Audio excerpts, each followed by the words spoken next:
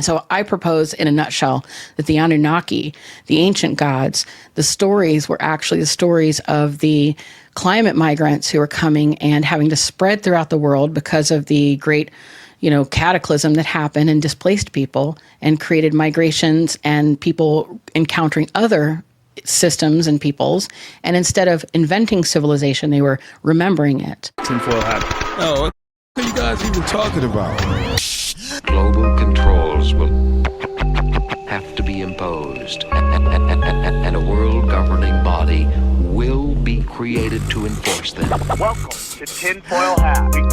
We go deep, homeboy. Aaron, open your mind. Drink from the fountain of knowledge. There's lizard people everywhere. That's some interdimensional shit. Wake up, Aaron.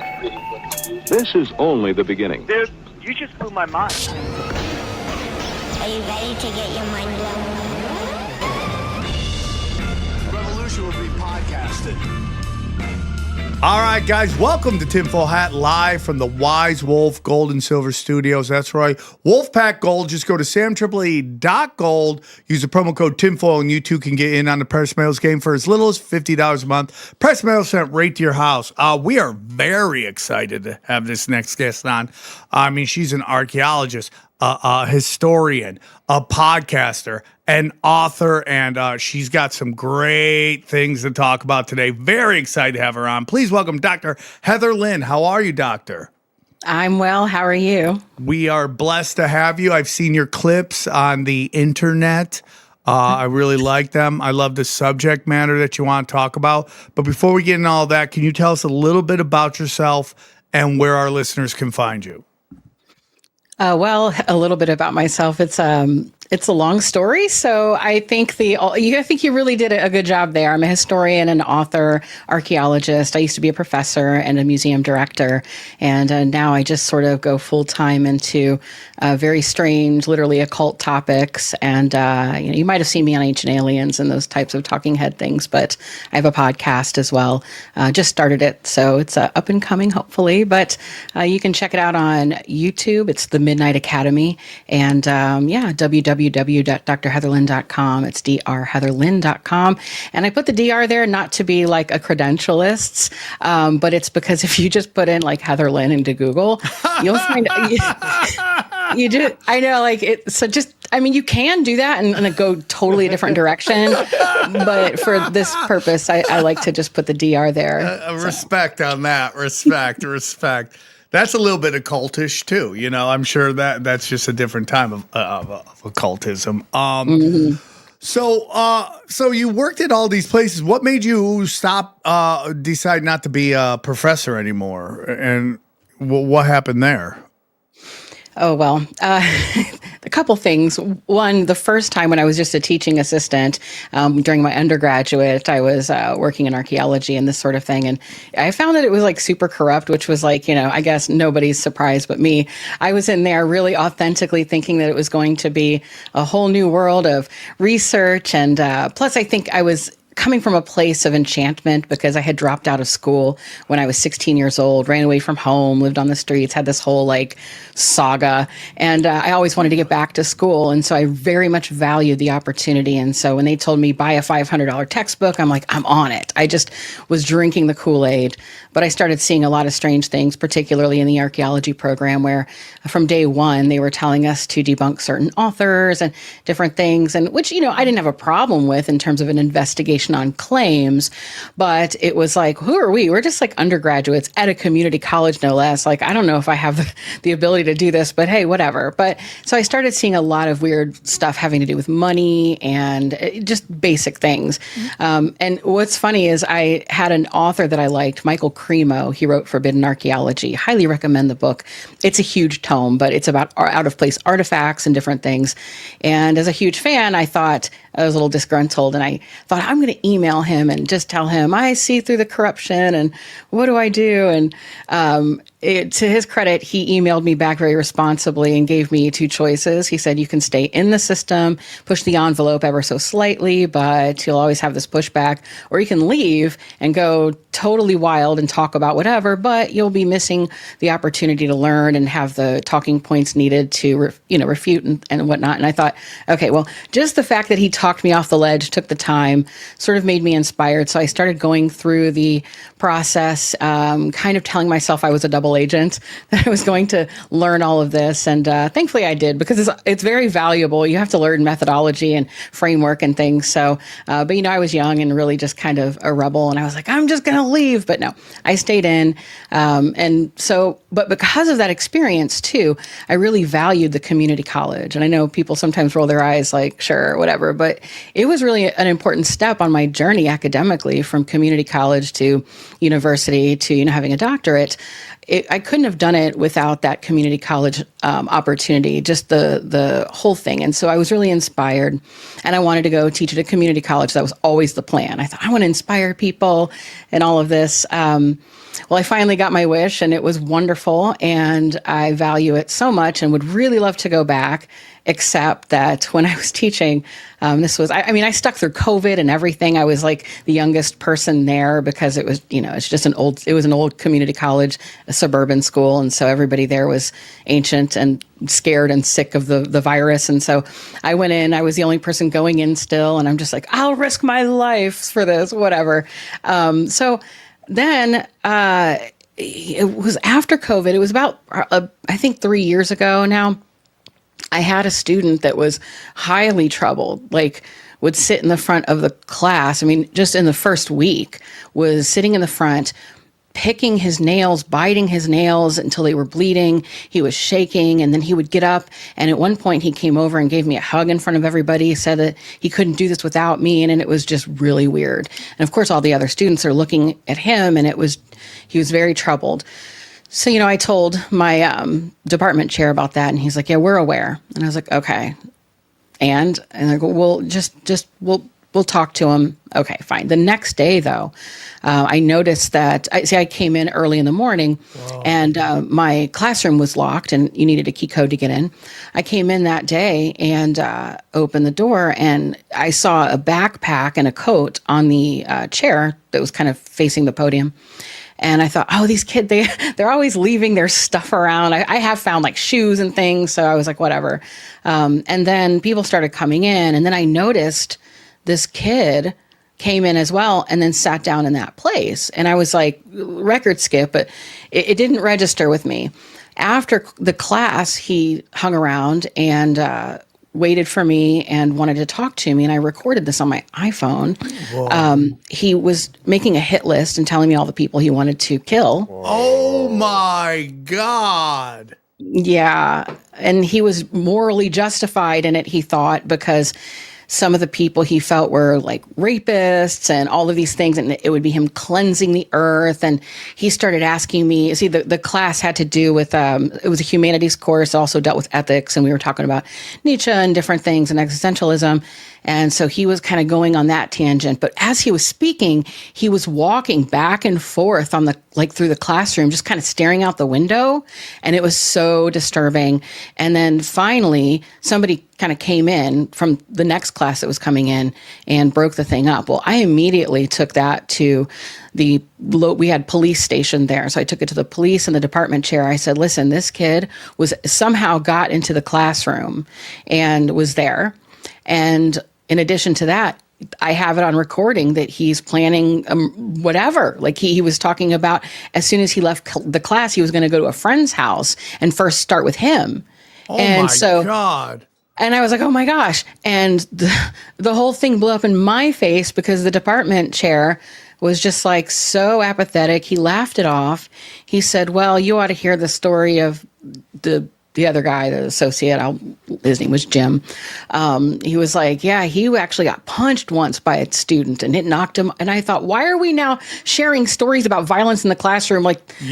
Anyway, so I left his office and went to the police and the school counselor. The school counselor wasn't available, so he was going to call me back.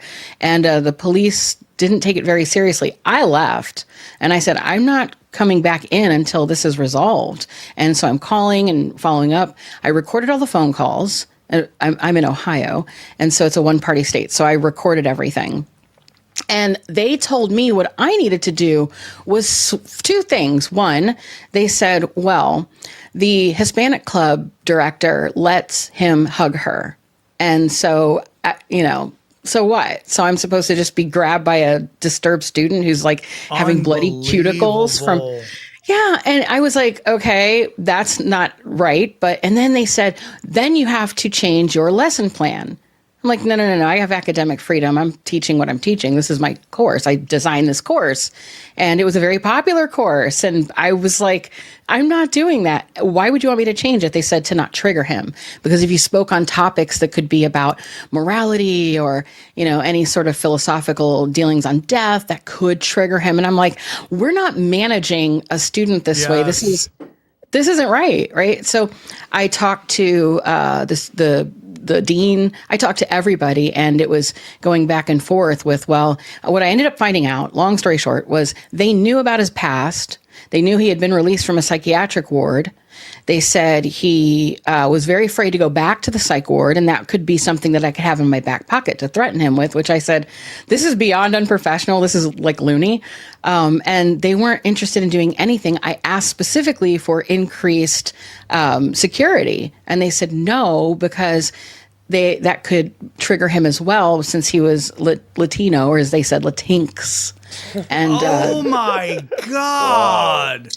And I said, so I come in and let me just say again, I didn't have this like highly esteemed position at Harvard. Okay. This is a community college, but I was also on multiple committees. I won like Professor of the Year. I was really, really involved because it was my passion. And so I always thought if I had any issues, I had literally the most popular course, which I don't know if it says much, because the whole college was going bankrupt. Okay. It was just a dying thing. But I thought with my background, they would listen to me. They did not. In fact, they kind of turned it around on me and then said I was being unfair and he was marginalized. I was like, oh, we're not doing this. This isn't even like 2016 time. Like, can't we still get over this? This is crazy. So I said, I'm not coming in then. I'll do my course virtually, but I'm not coming in until I can be assured I have at least security. They said no. And I said, okay, well, I ended up not going in. But then I found out through some friends who worked in the legal program and a couple other people that I talked to in between this, a counselor and others, they said, hey, this isn't good. Like, you can't just resign, or you can't just sit, you have to resign. And I said, what do you mean? And they said, if you don't resign because of some, like, I guess, case that happened during that time in Michigan, I could have been held liable if he did anything violent. And I said, what? So I confirmed that this was the case. So I took it to the county prosecutor and I said, listen, here's my evidence. Here's the recording. Here's what happened. Here's what they told me to do. Here are the recordings. And once I had that documented, I put out an email to everybody and their brother at the school and said, here's what's happening. And I made sure to put it in the legalese that was necessary to say, I am resigning because I know that you're not keeping the community safe. I went to the media. I did everything that I could. And I was immediately like, no access to my emails, no access to anything. Like the moment I put that in there, boom, it was like I died. And so nobody ever spoke to me after that. I just had to walk away, but I had to know that that was what I had to do. And I did my part to save my own ass. And I kept following up with it through my friends in the school to make sure that nobody was getting shot. But to my understanding, he still was able to go through the course and they just put somebody else in. And so that was a moment that I was like, I had strange things. I've had my home swatted. I mean, when you deal with like weird topics like this and you're on the internet, things happen. But I thought it would come from that. But it was really something as basic as just the local suburban affluent neighborhood community college that ended up taking me out. And it's very sad. It's still a wound because I would go back in a minute. That is crazy, that story. That's a crazy story. And it's just like rich kids. They're just just live in a different world. And again, I've said this 1,000 times on the show. The theory of hate is more powerful to them than real world consequences. and this reminds me of something called suicidal empathy. Yes. Right? Like, this is the greatest example of suicidal empathy. They feel more bad for the guy than they do about what possibly could happen. And it just isn't, it's like you're seeing it with all these judges. People are murdering, sexual assaults, everything, and they're just letting them out. San Francisco is going to get rid of all the cameras on the tram because they think the videos will play into racial stereotypes. Wow.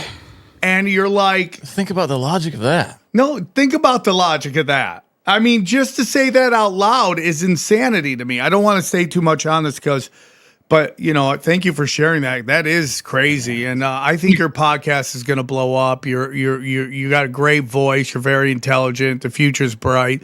Sorry you had to go through all that. That makes me so sad. I would lose my mind if it was my wife or my daughter I would lose my mind, dude. If that, I just cannot believe how people do that. It's nuts to me that's where we've gotten to. And it's just like, is it the chemicals in everything we breathe and eat and drink that just is shish kebabbing people's heads and short circuiting their logic? I mean, like I've had recently, I have people with mental illness in my life, and I have to deal with it, and it's incredibly energy draining, and it's spiritually it can take a real toll on you spiritually. And I get it, man. It's like it just seems like everything's ratcheting up more and more now, and we look to authority to protect us, and they don't always do that anymore, and I don't know why, and it's really sad. Like, it's actually a sad part about it too is the poor boy, because he was only like 19 and he needed help. So aside from all of that, did he ever get the help that he needed, or did they just think the best course of action was to throw him in some sort of state funded, because he was getting aid for the education, but like some sort of state-funded community college program, or he was just going to do some sort of associate kind of bullshit degree? I mean, is that what he needs right there? I mean, it's unfair to everybody on all counts. But that was the straw that broke the camel's back and sent me into Crazyville. Yeah, I could understand that too, but it's like also like, what is the threat level? It's like, at what point does one person's personal rights override everybody else's right to be safe and not have to worry about whether common sense, right? He's an adult. We're not talking like middle school or high school. Yeah. I can see in high school you're like, yo, he's a kid. He says crazy things. This is a full adult where he can go and obtain a gun if he really wants to. Oh yeah. And they knew that he was a threat. Well, they said after I told the counselor, they did call him in afterward.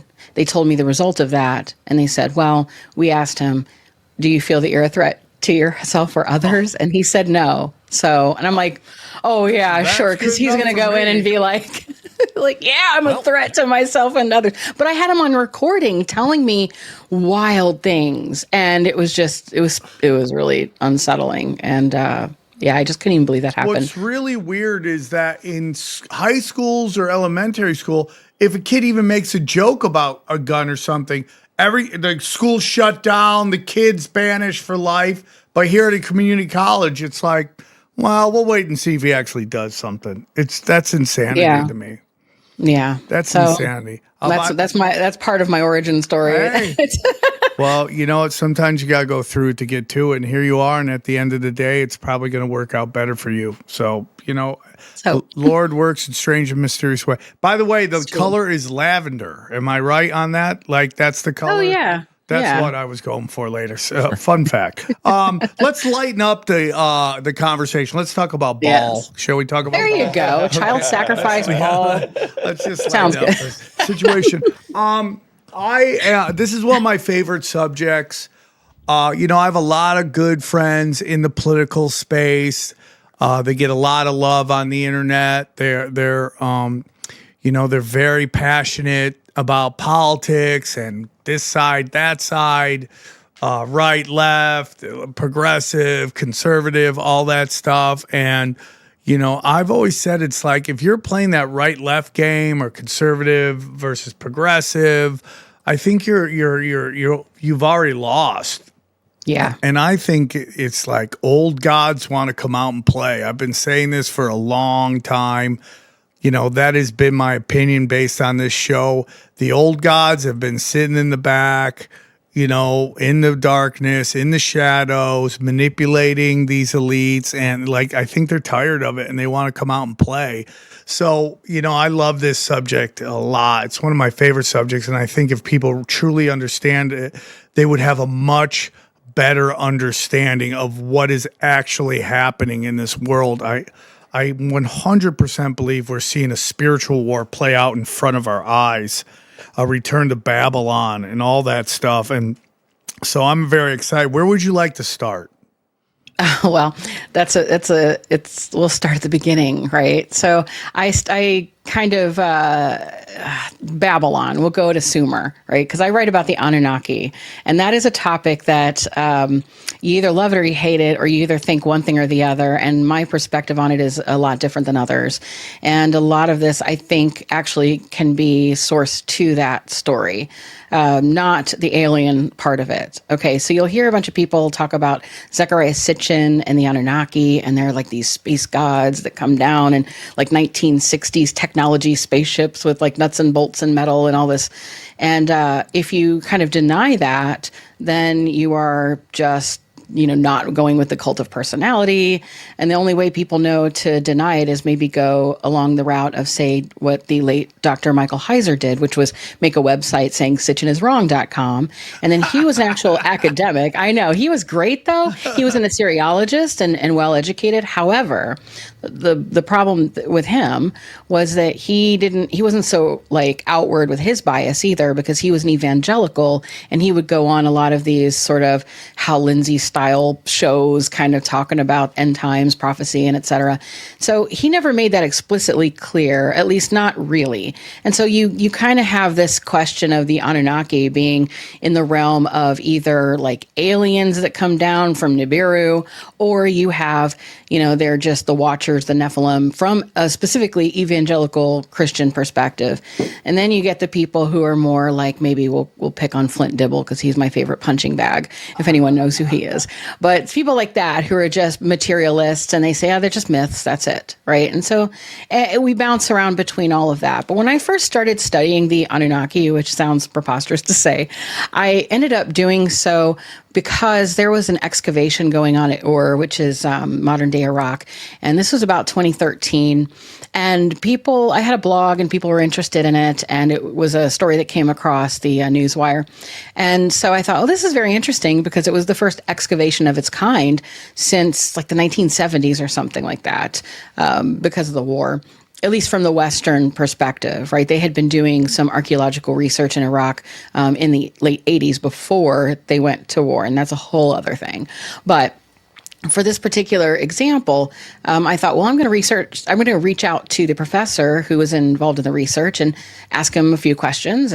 But I put it to my audience. I was like, you have any questions for him? And of course, everyone's like, are there stargates and all of this? And I'm like, sure, why not? And so I put together an email. And then I was told, yes, you can, interview him. It'd be great. We had an appointment set up. Once I submitted the interview questions, though, then they ghosted me. And I was like, okay, well, they weren't totally crazy. It was just the one line that I was like, people wanted to know, do you have any comments on this? But that was enough to get me ghosted. Then I was like, well, okay, that's unfortunate.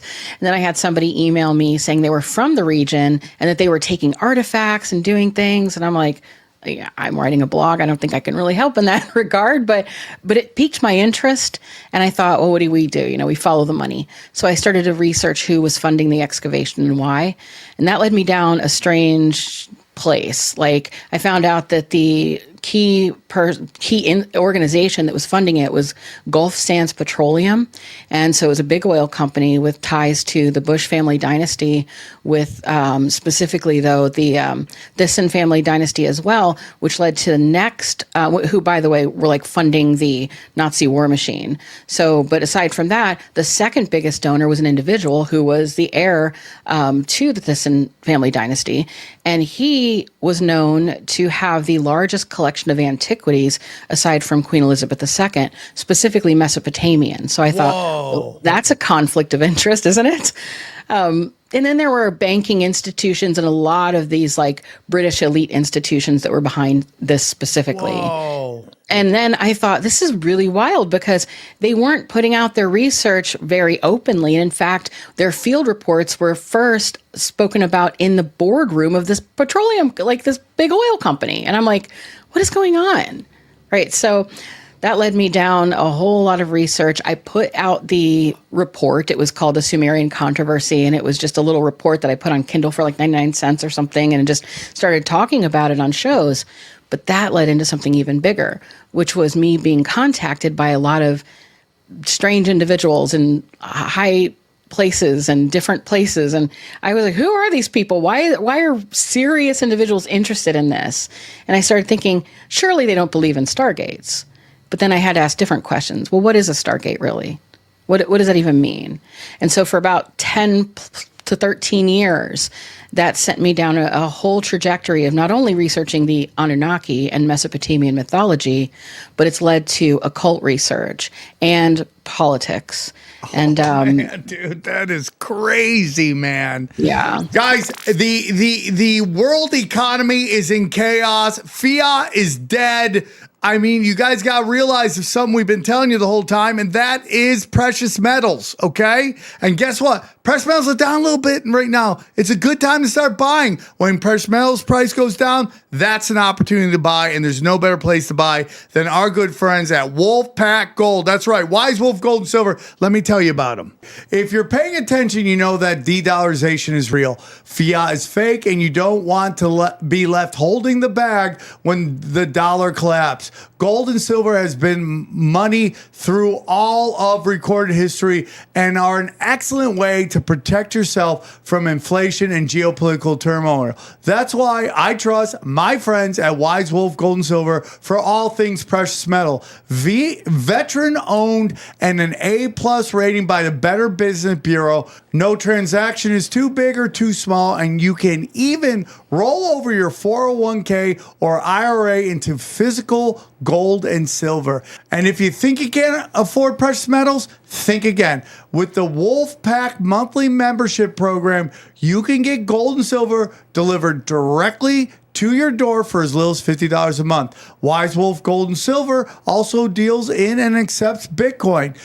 So go to samtripoli.gold, promo code tinfoil at checkout to receive free constitutional silver. And remember, in the world of bulls and bears, be the wolf. Guys, real quick, how many times this happened? It's 2 a.m. Your lady hits you up. She hits you with one of those eggplant emojis. And you know what that means? Power dick downs. That's what that means. And you got about 10 minutes to get to her house before she changes her opinion, okay? So you gotta, and there's one way to make sure you're ready for it, and that's our good friends at Blue Chew Gold. That's right, dude. Scientists working hard in the lab to bring the most powerful ED medication of all time. We're talking like things that get rock hard. We're talking Godzilla dicks here, okay? Big, angry, full of veins. She's going to have to take the Waze app to find your nuts. That's how powerful it's going to be.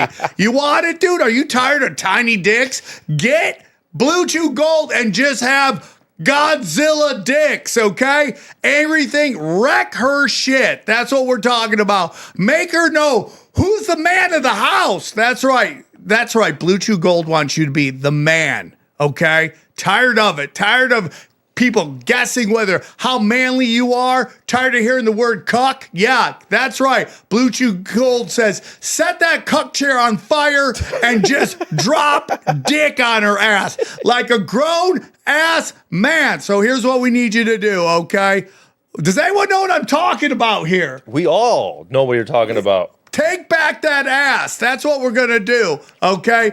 Don't let your mind get in the way of a good time. Discover options at Blue Chew Gold, okay? And we got a special deal for our listeners. Right now, when you buy guys, this is insanity right here, okay? Right now, when you buy 2 months of Blue Chew Gold, you get a third for free. Those are free boners, okay? That's unlimited free boners, dude. Just pop one in and you're going to be rock hard. Just walk around the neighborhood. Let your friends know that your lady gets it good, okay? Maybe there's some lonely ladies on your block. Let them know you're a pirate, okay? With a pirate of dick gold down there, okay? That's what you got to do. So this is what we need you to do. You'll get a third month free with the promo code TINFOIL. That's promo code Tinfoil. Visit BlueChew.com for more details and important safety information. And we thank Blue Chew Gold and Blue Chew for saving America, okay?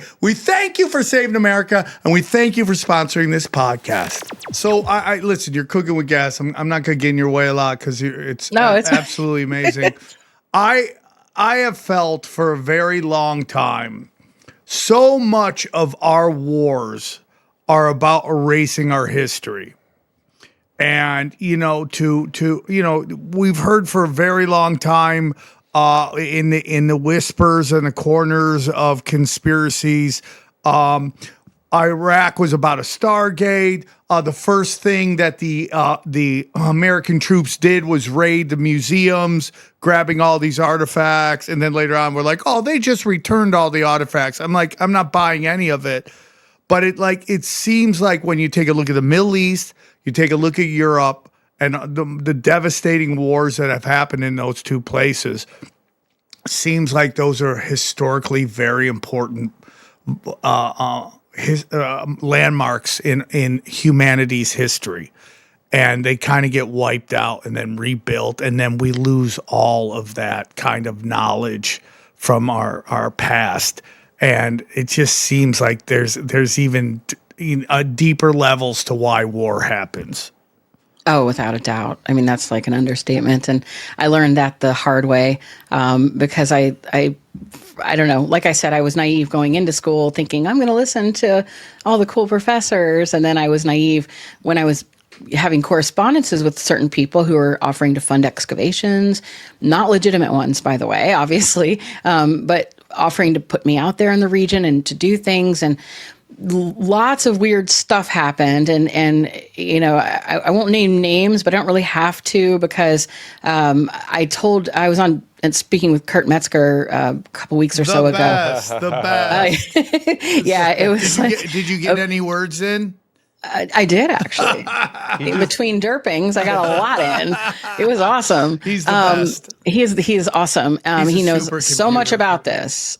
Oh yeah. So I told him though to read a particular book, and he's been reading it. And this is what I tell everybody because you have to read this book. It is called Bannon's War for Eternity, and people will stop and go, "Oh, is it just another?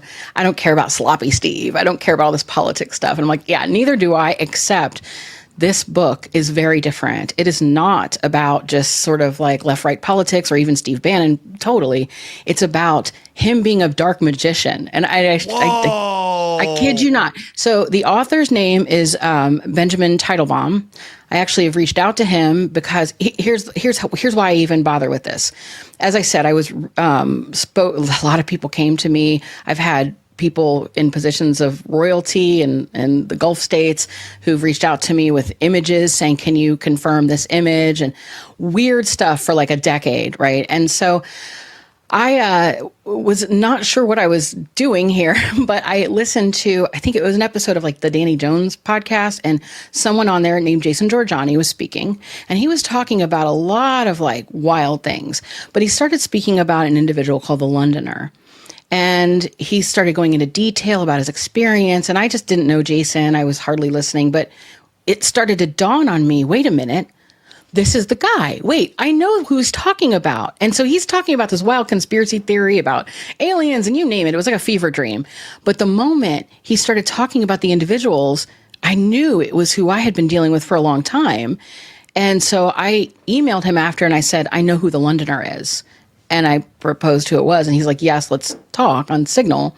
And so we had talked about it and confirmed and compared notes. And I found out that I had been actually associated with, for a very long time, a huge network of legit, I know this is going to sound wild, but like they describe themselves as the Illuminati. And it's not a cute Illuminati. It's like really dark. And so I found out through this book, this War for Eternity book, it discusses this. And I was like, no way. And it does so in a very academic way. It's very, as unbiased as possible. And so somebody, I'll tell you who told me to read this book, because I didn't know. First of all, the cover looks like a very basic, just, book on Bannon or something. It just would like be lost in the sea of other books. But somebody from this, quote, Londoner, this is who we're talking about, this individual who's behind the scenes on a lot of things. The Londoner's friend from a particular lodge in Europe, that I'll respect his privacy. He contacted me and said he kind of had an axe to grind with this guy because they were disagreeing on which egregore to invoke. And this guy leaned a little more left, and he felt the other guy, the Londoner, leaned too far right, but not even right. Okay, like we're talking like a whole new level of stuff, right? And it's about the word traditionalism, and that's with a capital T. So it's not just like, oh, we're traditional and we just like things the old way. It's something very different, and it's involved with a lot of different occult things. So he like asked, hey, can you read this book? And it involves all of these different things. And I'm like, sure. So we had been in correspondence. I read the book and I was floored because Teitelbaum just kind of went through it all. So that's the Steve Bannon book you're talking yes, about. Wow. And I reached out to Teitelbaum recently and said, I because the thing that got me too was wonderful investigation. Just highly recommend this book because it's the real truth behind what's going on in politics. How Bannon and all of these other individuals are wrapped up in a long-term project to accelerate the end times. To like, it is an essential read. Definitely read it. As I said, I reached out to Teitelbaum, and he's getting me in contact with some individuals because I told him, first of all, this Londoner is who he ended up kind of stumbling upon and was advised by the people he had investigating to not get near it. It's too dangerous. And he was really like not wanting to mess with this like guy. And I'm like, here's this guy that I've been talking to who's invited me to strange parties for like 13 years. And I'm like, what? Okay. The Londoner has been inviting you to parties and dinners for 13 years.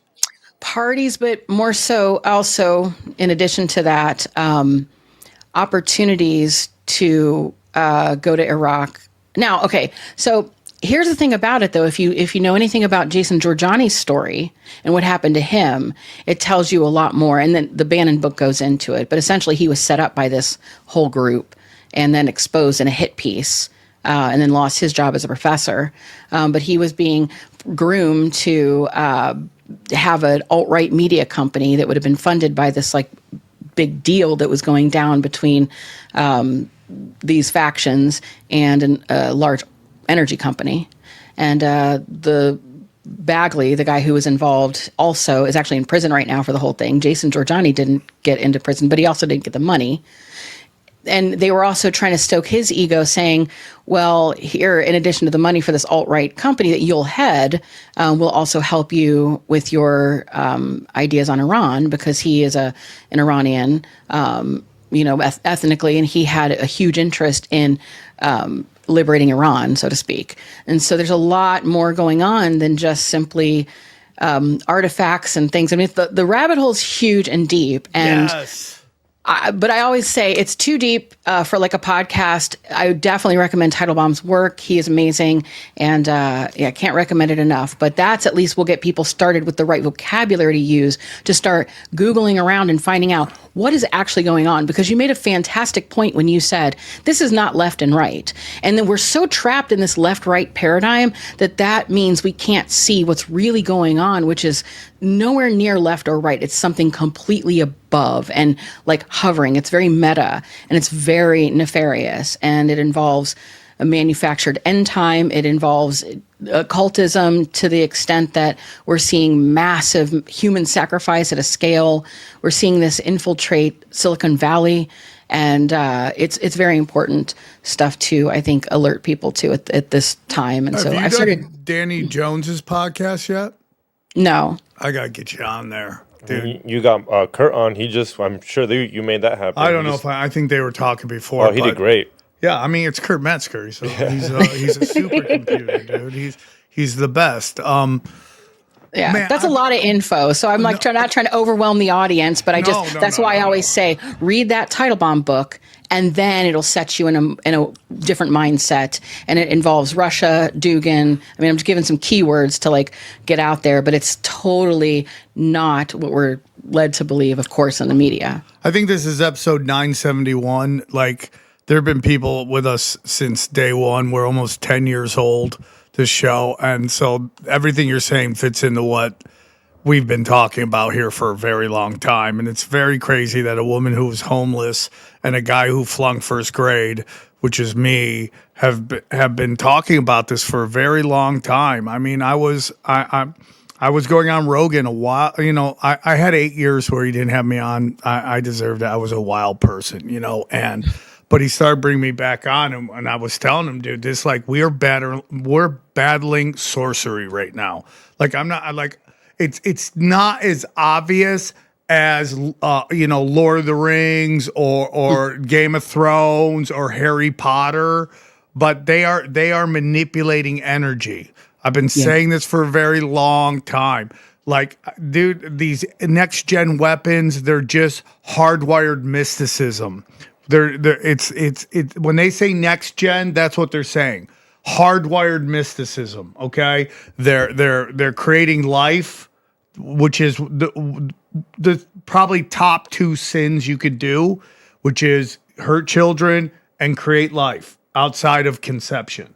Right. Those are the two, and they're doing that left and right. Science all the time. Like, I trust the science. Why would you trust the science? Some of the darkest human beings who've ever lived have committed the most heinous acts in the name of science, man. Like, what are you talking about? And it's just like, it's literally mysticism. It's literally, we are battling dark sorcery. Like the shit they used in Venezuela? Yeah, I mean, like, dude, direct energy weapons, Havana syndrome, voice to skull, algorithms, dude. Algorithms, earthquake gosh. machines, HARP, DARPA. This is sorcery, dude. This is sorcery. Look what social media has done to us as humanity, dude. It's like going viral has become what we think is the norm.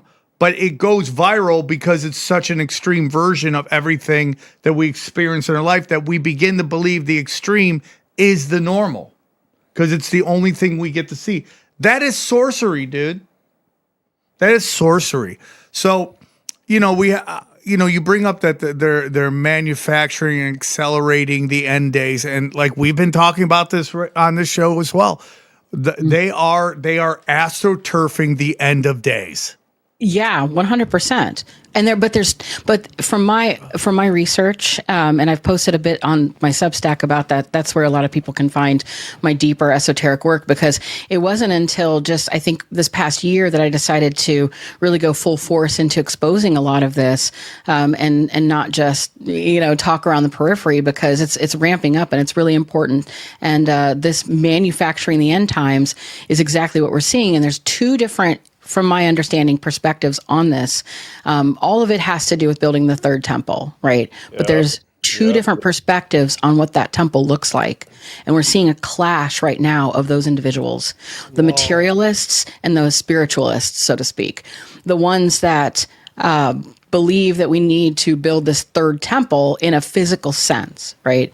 And you see all the destruction and different things happening there. And, I'm sure everybody's probably heard all of that with Alaska Mosque and whatnot. But there's another faction. And this is a different side of it that seem to be in bed with Zionism. And they are to a point, but it's just their view of it's different. And what they're trying to do is also build a third temple, but their imaginings of what that third temple is not a physical temple. It is a control grid. That is the third temple. And so that's why it gets real murky when you start saying, well, geez, is Peter Thiel a good guy or a bad guy? Is he left or right? He acts like, when people are like, what is going on? How come these people seem like they're on this agenda, but these people support that? It's because there's another level that's above all of this, that's hovering, and it's made so that we don't even see it. And so they're working on a whole different set of axioms and philosophies that many people are never taught, many people never think about. And so it seems incongruent. Like, for instance, Peter Thiel could just be like, oh, he's an evangelical and he's writing about the Antichrist and talking about it. And when he's asked, he says, oh, I'm not the Antichrist, and he is very much anti-Antichrist. So immediately you might think, well, then he must be a good guy. But he has a different view of this completely. It's not this Abrahamic sort of good guy, bad guy thing. It's something completely different that's been esoteric and sort of running underneath the current of modernity for a very long time. And so his view of things and their view of things are very different. And I liken it to just like a titan against a titan. So we're watching the breakdown of that top echelon fight each other for the dominance, and their viewpoints diverge from those who want to go back to this physical sense of actually building the temple and having this kind of religious world, to those who have reinterpreted it in this more like Rene Girard sort of sacrificial system that comes about as this like control grid that they've convinced themselves is actually the answer to Armageddon, that this is what's going to keep us safe from ever having that sort of thing. That's why there's this Christian bent to it, but it's still working within the system. So to understand it, it's really occult and esoteric, and but I would just urge anyone interested just to kind of Google Rene Girard. That is the mentor to Thiel and all of his kind of ideas on sacrifice and the sacrificial system and what that actually looks like. The idea about going from, say, blood sacrifice to eventually something different, and the idea that there's this progression of sacrifice. So when you spill blood, that's where the life force is, right? So that's like really important, and certain kinds of blood is more important, etc. But what happens then when you want to move away from that system, when you're trying to, not because you're necessarily finding it bad. Okay, so again, it's not this like good guy, bad guy thing. It's just this like level of abstraction that people, perhaps with too much money and time on their hands, start to ideate and think about. And so their view of it is, instead of just the blood sacrifice, the next level of sacrifice has to be something different. And that is the essence of a person themselves, absolute consciousness.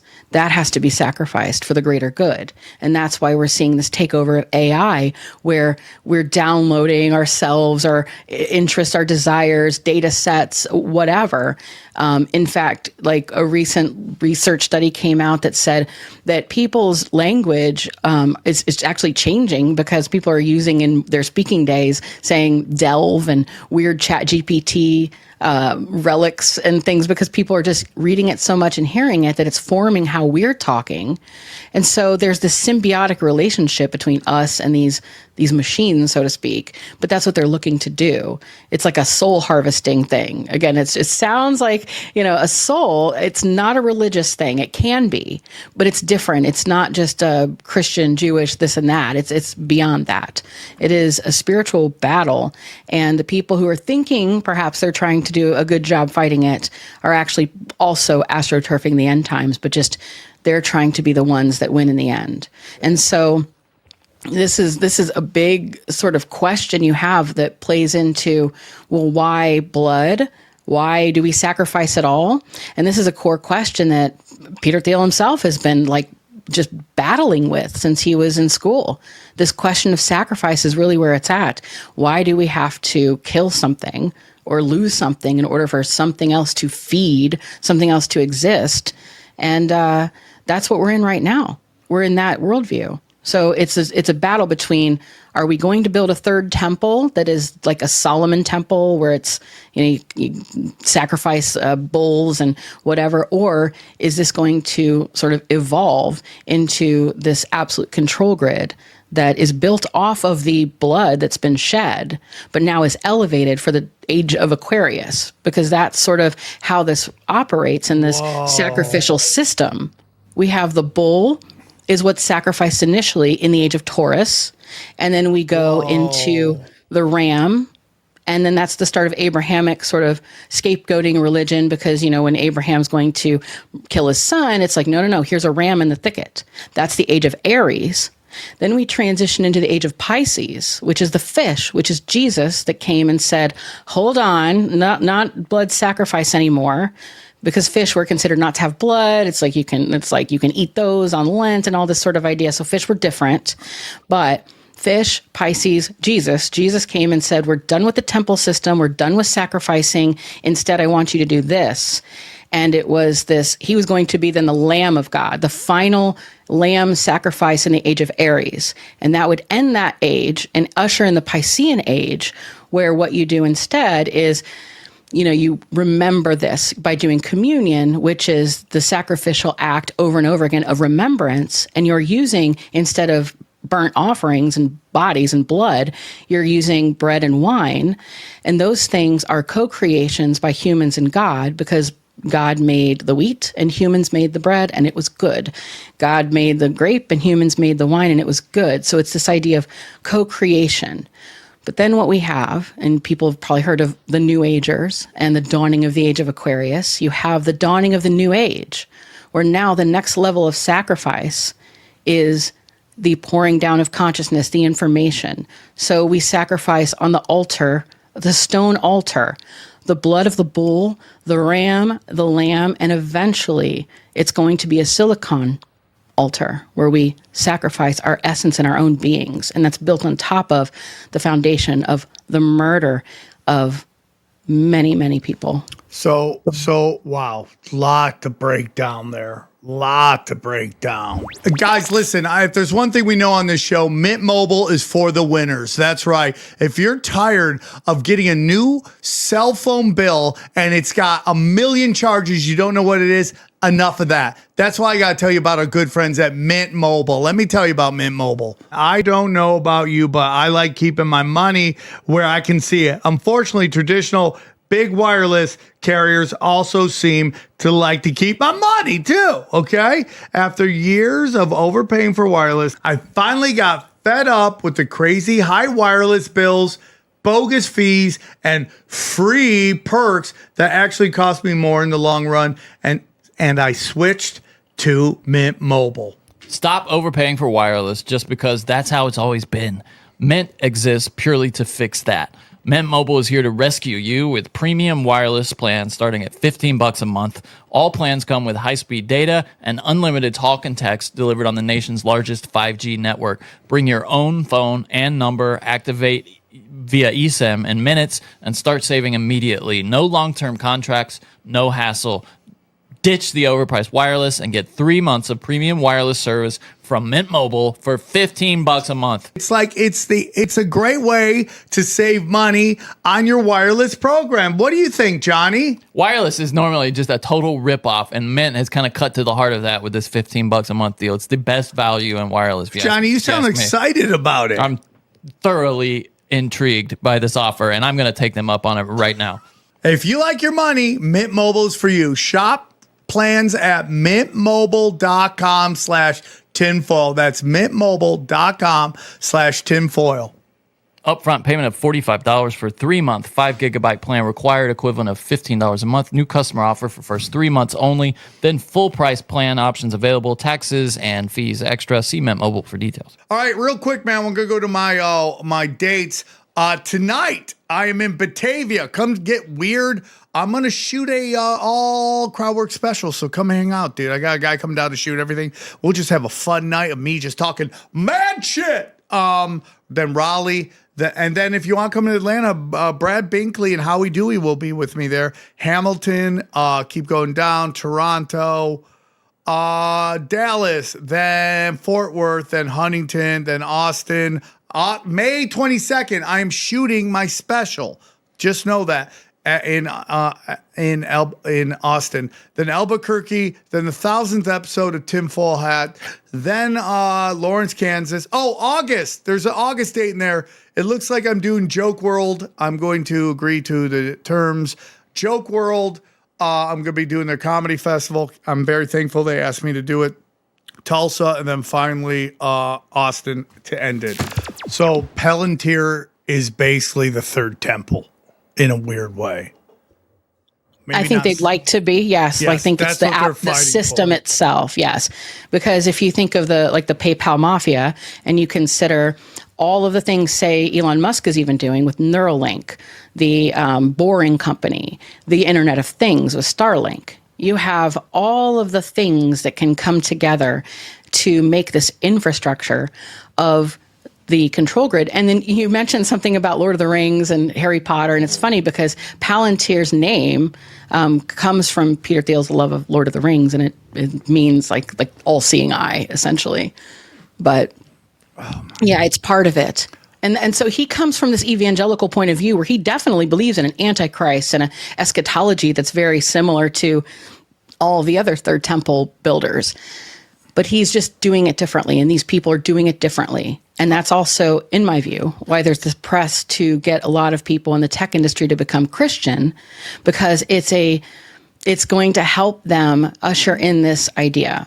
But again, their perspective is that they're actually stopping Armageddon by being the Creticon, the thing that comes out from, I think it's from Paul's writing, who says there's this figure that comes out and slows down Armageddon.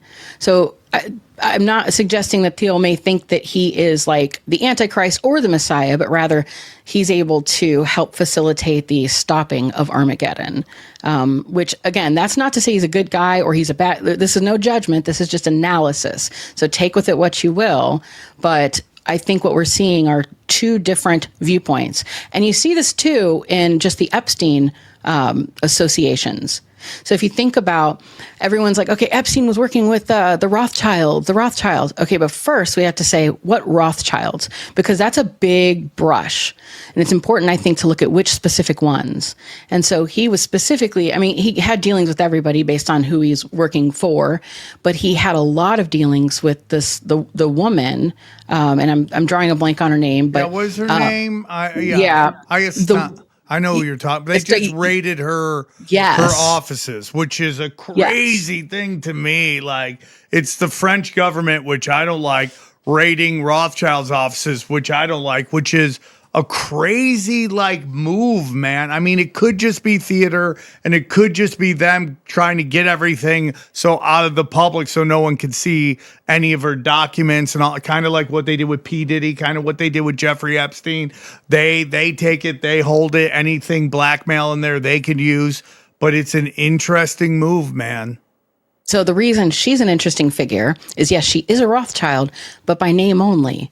She's not Jewish. She's not a blood Rothschild, and she never converted. And she's the first non-Jewish, by blood, whatever. She's the first one that is running anything Rothschild. The only one in all of their history. And so it's like, well, wait a minute. She's not like and she's a them. Woman, right? Too. She's a woman. Like his very sons. different. Yes. Yeah. So then you have to think, well, then what is her gig? Like, what's going on? What she ended up doing, what her huge contribution. And by the way, she didn't get along. There's a lot of evidence that shows her in-laws were not thrilled with what she was doing in business. Okay, so there's tension there. Well, what she was specifically doing was getting the Rothschild banking industry online and all connected to this grid. It was all about the digital. It was all about the infrastructure. And that was her huge contribution and what she continues to do. And that's something that if you look at Bannon's interview with Epstein, Epstein's talking openly about his belief in the soul and in God and this sort of thing. And, it's it's easy to just think that, they're all these atheist materialists, but he was on a quest to find something else. And there's some breakdowns that people have done. I've done one on my Substack where we're looking at some of the things that he was exploring from his personal notes and from the blackboard and what he was interested in. And it's very Kabbalistic, it's very strange and metaphysical. And so knowing that Bannon is a dark magician and he is all into the metaphysical, he is into everything occult in practice. He claimed he is a Catholic, right? But that doesn't matter. So people do what they do and then they hide. So he is now talking to Epstein, and they're working together for some end. But what they're really doing, if you look at Epstein, he's funding all of these ventures into what he even called in one of his emails, woo-woo, that people wouldn't generally want to fund. So I believe that his role in this is, yes, a Zionist. Yes, he is, a bad character and everything. And yes, he's working with the Rothschilds. But there's this other faction of them that is against the other side. And they're the ones that are more interested in building the temple in a massive control grid. And so this is beyond just simple religions and viewpoints. This is something completely different. And so I would urge everybody to just think about that too, and not to pinpoint particular religions or whatever, but to look at this as this is beyond religion and politics. This is beyond Abraham. Beyond. It uses all of these things. It morphs it. It pollutes it. But these individuals who are pulling the strings, they're on a whole different level. They're all, insular. They're all inbred. They're all just like drinking the Kool-Aid. It's something that we just can't even necessarily relate to easily. There's a lot, it's like we've said this before, regardless of what religion you believe or anything like that, or what you think is real and what's not real, the people that are pulling the strings, they believe something. And they believe it, and they're playing by this playbook. So whether you believe it or not, they believe Doesn't matter. Yeah. And that makes it real enough. I mean, that's something I wrote a book called Evil Archaeology. And the first thing that I wrote about in it was this case of a guy in North Carolina. His name was, he changed his name legally to Pazuzu. And his name was Pazuzu, and he went around and started killing his neighbors and cannibalizing them. And he was doing this in the name of the Mesopotamian demon Pazuzu that some people may remember from the Exorcist film. But, that sent me on that question, too, a little bit like, are there stargates? How about what is a stargate? So rather than saying, is this guy really Pazuzu possessed or whatever, I started asking the question, well, what is possession? What is this really? And if it's real enough to mean the loss of life and the effect of this evil on so many people, then it's real enough to have consequences, and it's just real enough.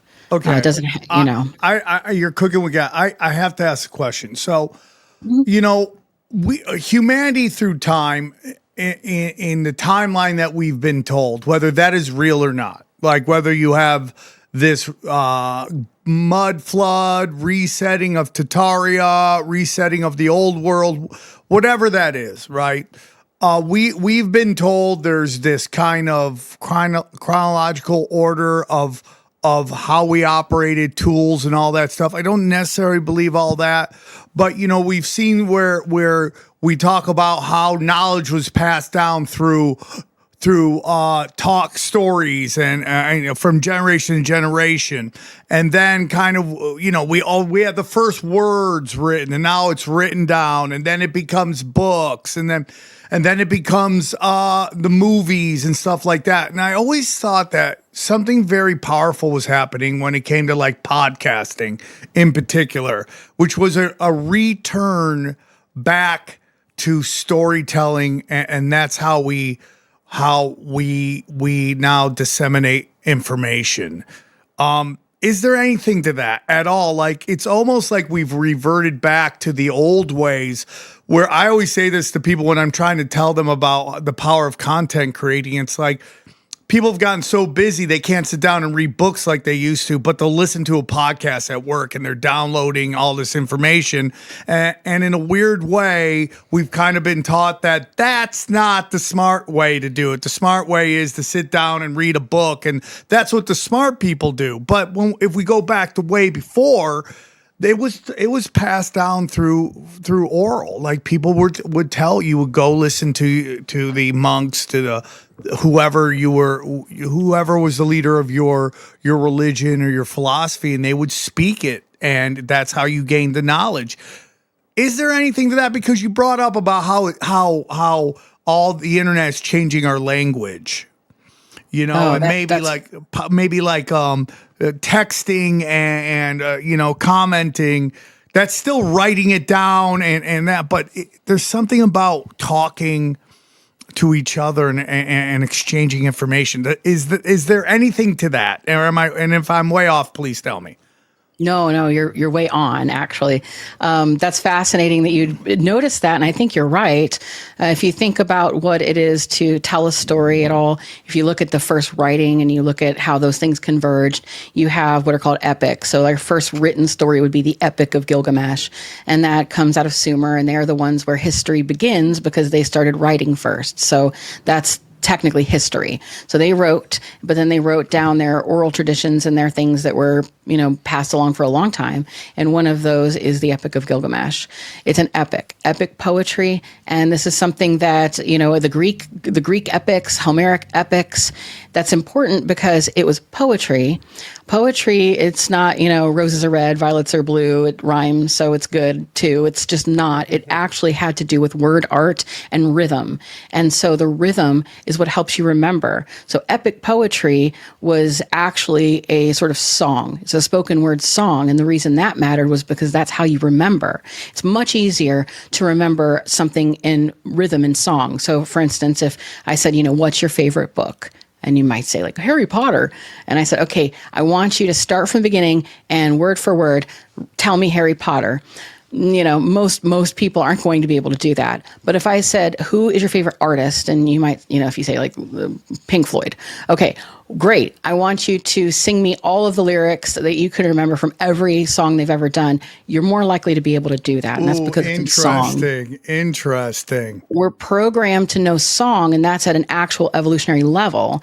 Another example of this that's fascinating in my view is the fact that when people are kind of growing up and they reach a stage in adulthood of around 15 to I think 24, around that time, that's when people's music interests really peak. Teenagers love music and they love it, and then they kind of grow up and then later have a fondness and nostalgia for that type of music. And you'll hear people say, well, music's not as good as when I was a kid, and that sort of thing. The reason why that time period resonates with individuals so much is because that we're social animals and we would be in a culture, that's this window of enculturation cognitively where we are literally supposed to be learning the songs of our people.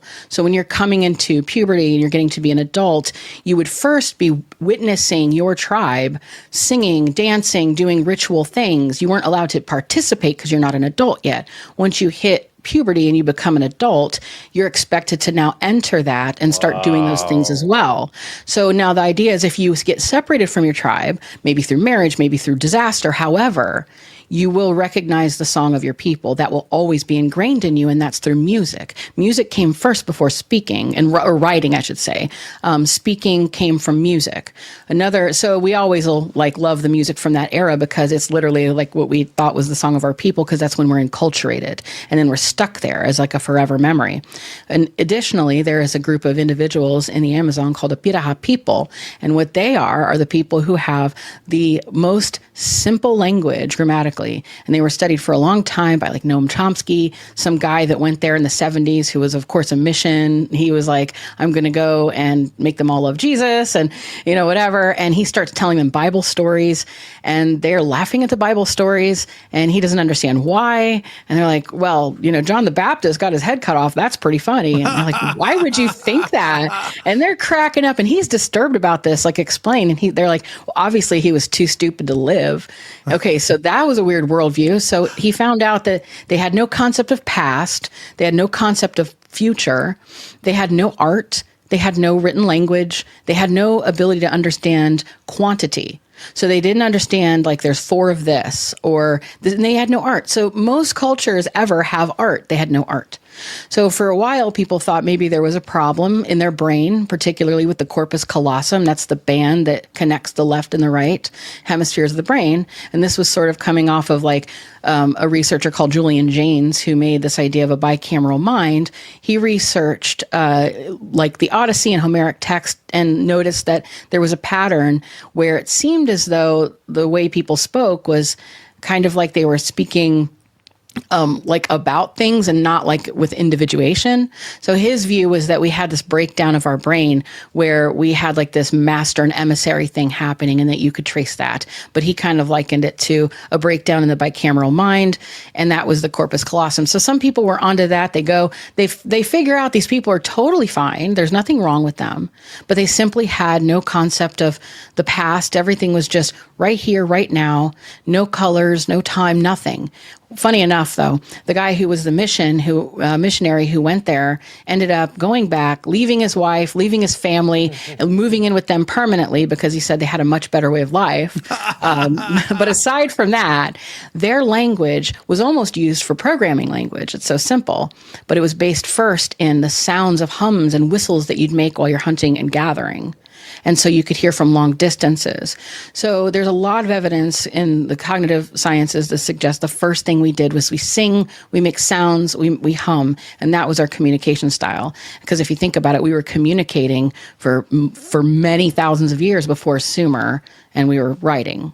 Of course, regardless of where you want to place that date about the origin of history, but either way, what we have is epic poetry being the visual representation of the songs of our people. And so that has to do with the left-right brain paradigm.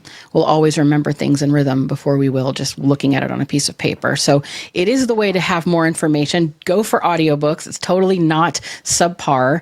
I think the reason that people think that reading is more important or somehow better or more intellectual is that it actually has a cognitive load tax when you're reading. And so there's a little bit of a delay. And maybe there's that makes people think, you're pushing it. But I think overall it's just some weird cultural relic. But no, definitely listening to stuff is how we can communicate. And so the podcast revolution is enabling us to be able to share things faster. You're so right. And, I have another show where we were watching something on the jester and how important the jester is. And I have this saying in the world of clowns, no one wants to hear the warning of the jester. You know what I'm saying? And how important the jester is.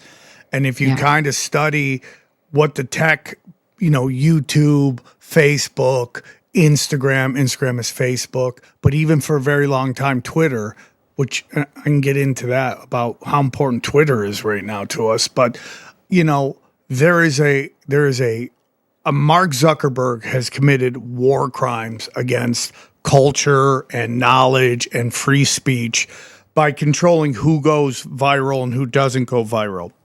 And he's really, really pushing. I always say, if you want to go viral on Instagram, you got to do one of four things. You either have to be dumb, you have to put out really, really, let's say, pop. I'm going to keep this nice. Pop entertainment. Let's say vapid stuff, easily digestible things, sex, violence, or he lets you if the AI dubs that this will piss people off, they'll also push that out because it's all about anxiety and getting us all to fight with each other.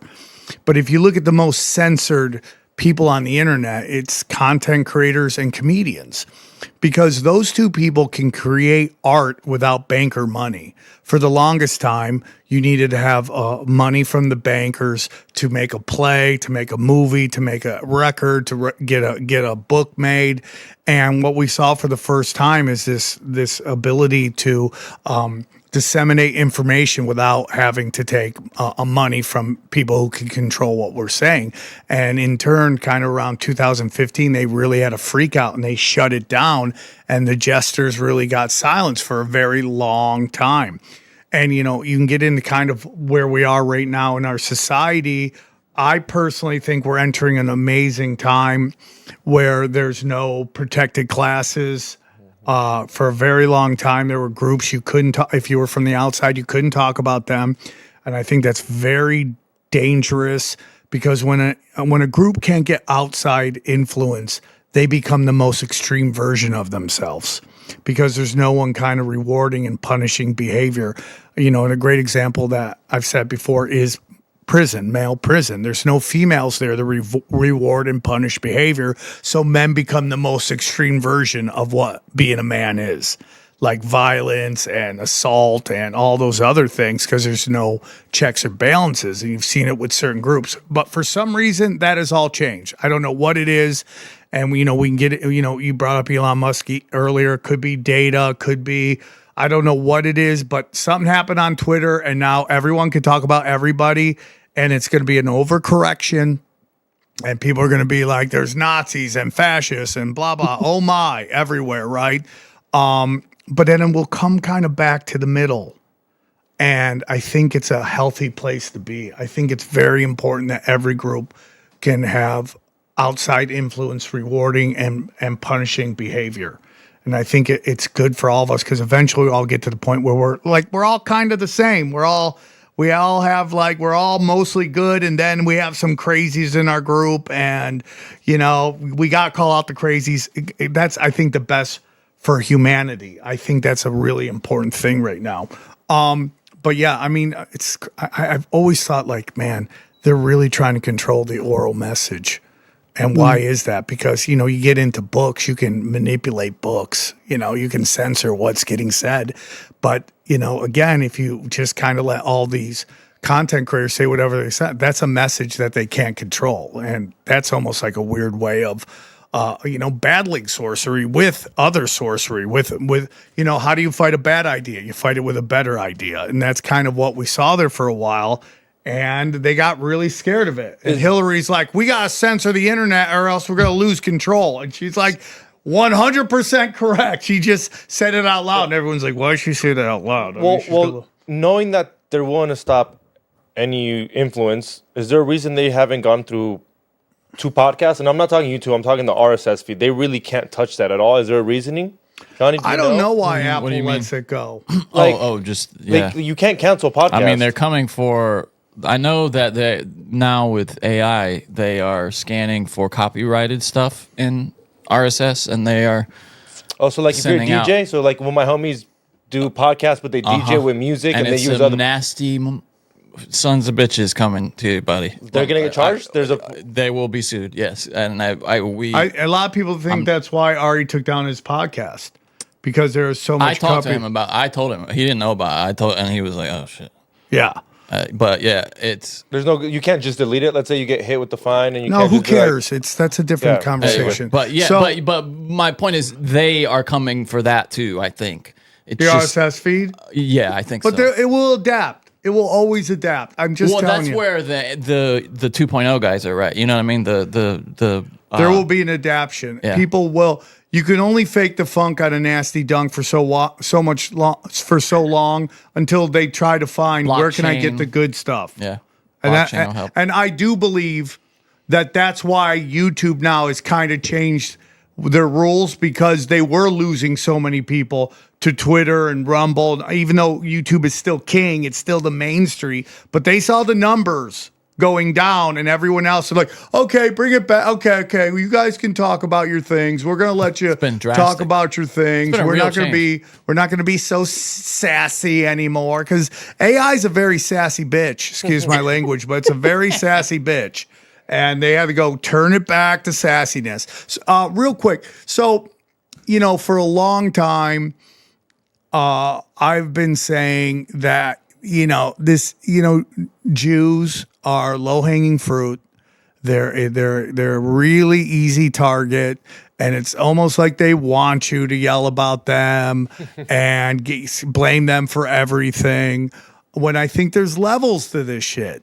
And again, we goes kind of back to what you were talking at the beginning. But, when people are like, oh, dude, Israel is the United States ran by Israel. And then I kind of talk about it in terms of Mad Max in the Terror Dome, because you had Mad Max, and then Mad Max was fighting Master Blaster, right? And Blaster is this giant, dumb ogre. And then Master's this tiny guy. And I go, okay, Blaster's America.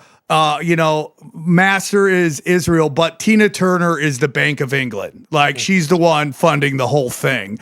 and you kind of get into like sorcery with that. Like what they were all Freemasons, they were all Scottish Freemasons and all of that. What are your thoughts on that? That there's just levels to this, and even the Greater Israel Project lines up really well with ancient Babylon in terms of the maps and the area that it covers, and like that's really it. They're just using Israel, they're just using Jews as like the bad guy for what they really want to do, which is bring back the old gods. Yes. No, I would agree 100%. It's seemingly Jewish only because of the mystical elements of it. But if you really trace those mystical elements, those elements are found in the Knights Templar, they're found in Masonry, they're found in all sorts of areas of mysticism specifically. And so, yes, it is a low-hanging fruit. But if you look at some of the different movements within, so like Frankist ideology, this idea of like salvation through sin in 1666 and all of this different kind of Lurianic Kabbalah. Now, it is Jewish, but that doesn't mean that all Jewish people are doing that or thinking that. It's the same thing as if you say Christian, and then you're like, yeah, but you know, the Catholic Church is filled with a bunch of pedos and what it's, yeah, but the average Christian isn't doing that. And plus there's many different denominations, and there's also Christian mysticism where they're doing all kinds of things that are strange. And it's not the individual religions. The religion is like it's like a hermit crab. You have this thing. There's this undercurrent that is inhabiting and parasitizing the faiths and organizations as a whole. And so of course, they're going to use that religion and that region as something. And then when they're done with it, just throw it away like a husk. And so but then we'll look at it and play into that and then be very much, anti-Jewish. And then of course it's going to turn into this whole like overcorrection, like you said, where everyone's going to be like Hitler. And you do see that now with kids are like, oh, Hitler was really cool. And it's like, wait, this is getting crazy time. So crazy. Yeah. And there's totally invisible crazy hands with that as well. And people get not crazy when you bring that up. It's like whatever you think it is, look for an invisible hand below that. Real quick, so is Kabbalah the genesis of all that, or is there something that goes different than Kabbalah? It's deeper than that. Kabbalah is a very sophisticated system of understanding reality. It's sort of Gnostic. And I'm here to say that there are multiple forms of Kabbalah. Okay. There's the Tree of Life Kabbalah that, a lot of people, now it's still considered heresy if you're Catholic or whatever. So, I mean, you're never going to please everybody. So, but just from an analytical point of view, there's a tradition of Kabbalah. It's based in, it has origins in, Platonism and the philosophy, and it picks up a lot of Hermeticism. It's its own thing. But it's based on the system of like the Tree of Life. But what you have then with Luria and other thinkers in the 17th century is this idea that kind of pollutes it and switches it to something that is the reverse of it completely, the mirror opposite. And so they have the Tree of Death. And then everything that is Kabbalistic is the opposite. And so that parallel system is the system that a lot of elites at the time started adopting because it was kind of new and cool and different. And it was during a time of like, pre-enlightenment and all of that. But that's its own thing. So there's different forms of Kabbalah as well. One of them is very dangerous, but because we're seeing it played out in the world stage right now, it's something that the Kushners actually fund and promote and are involved with. And this has to do then with a whole series of weird mystical things that are based in sacrifice as well. And so a lot of people are like, how far back does this go? It goes very far back. And I argue that it goes all the way to ancient Sumer, and which is even older than Babylon, but it is the basis of Babylon. Yeah. But it's not that it was the Sumerians themselves. And so in the framework that I work under, it's still going back to the idea of the Anunnaki.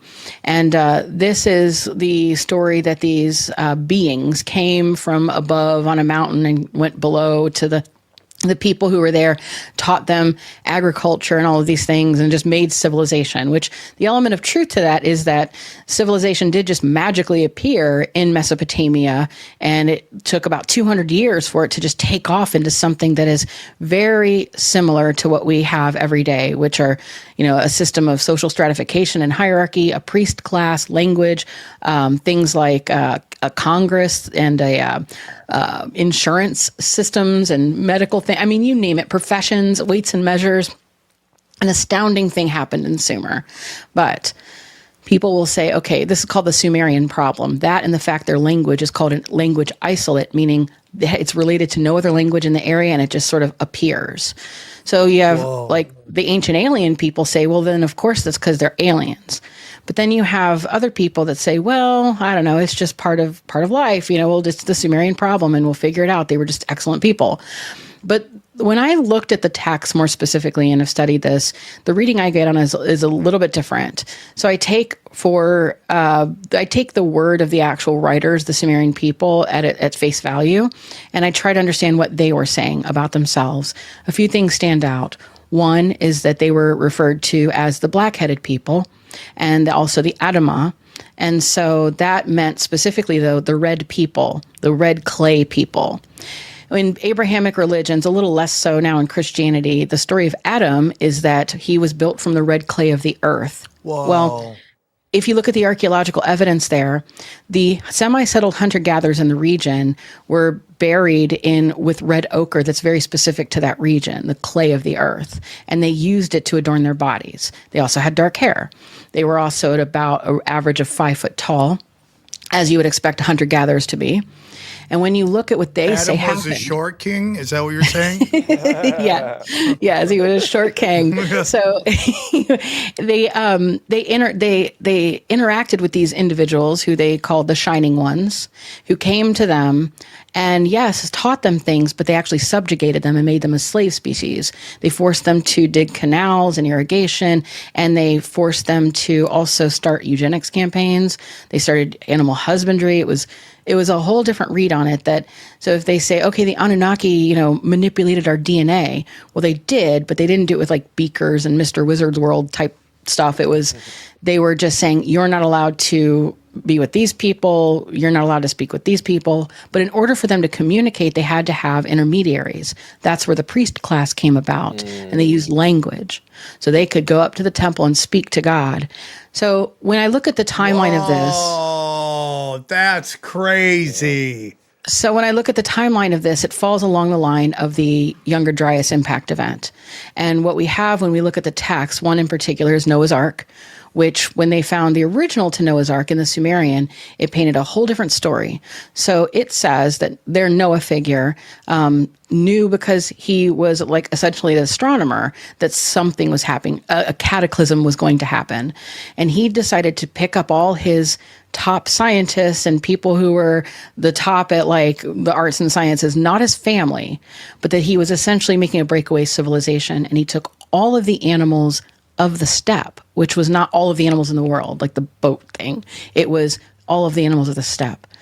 So in that case, what we're looking at is some culture that was advanced in some way, shape, or form. They understood that there was a coming cataclysm. They gathered up enough of the people that had value to contribute to a breakaway civilization. They gathered the animals of the steppe because they'd be nomadic. They'd be able to, say, use them for animal protein without killing them. So in nomadic peoples, they will cut an animal and bleed it to have the nutrients, and the animal will live. There's also cheese. You can get far with animals of the steppe, and they also travel with you. And so they were making a breakaway civilization to start anew elsewhere. They came down the mountain, as of course Noah's Ark settles on the mountain, and they go and say this land will be yours. But from their perspective, they owned the land. They went down from the mountains and encountered then the semi-settled hunter-gatherers, the dark-headed ones, and they said, we're going to subjugate and colonize them, essentially. And they did. And it was like a cargo cult. The people in Sumer looked at these individuals who were like seemingly magical, could tell them that the rain would, happen a certain date or could do whatever. And they were made to worship them. And worship in the original context meant to work for. And this is where we start getting burnt sacrifices first. So I propose in a nutshell that the Anunnaki, the ancient gods, the stories were actually the stories of the climate migrants who are coming and having to spread throughout the world because of the great cataclysm that happened and displaced people and created migrations and people encountering other systems and peoples. And instead of inventing civilization, they were remembering it. But that came with a whole lot of other different problems. You think Moses was the Anunnaki?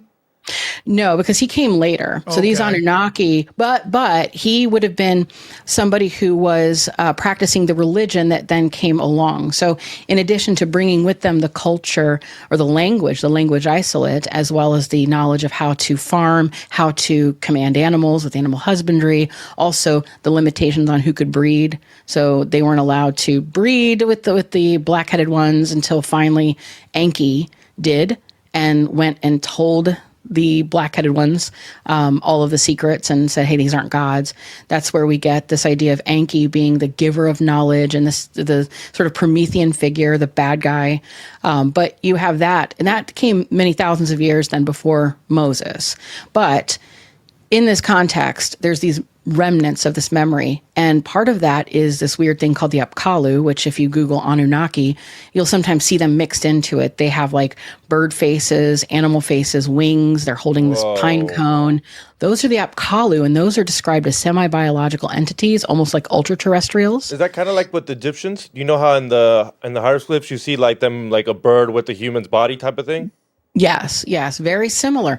And so this now was the prototype and for that.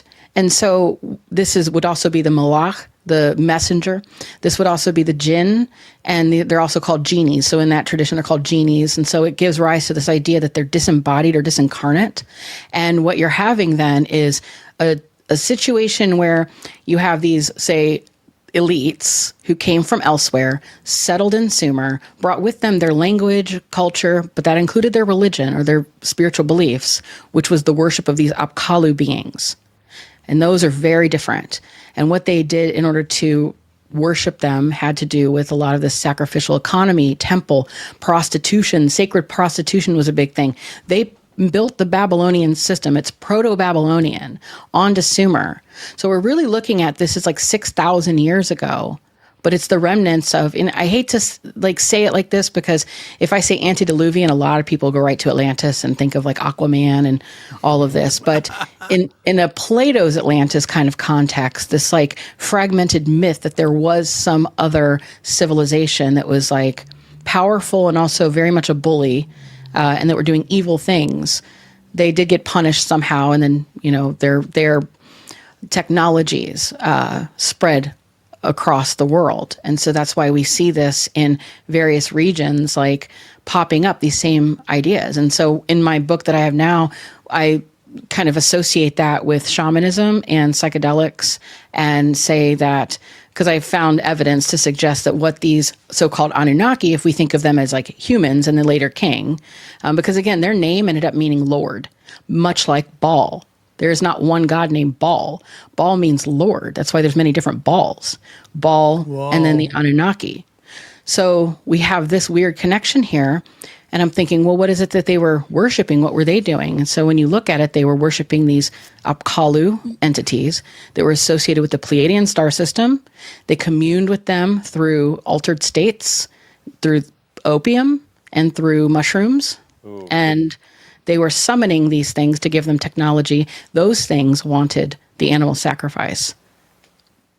Wow, dude, you just dropped some ham. So do you believe in angels and demons, or do you think those are just constructs?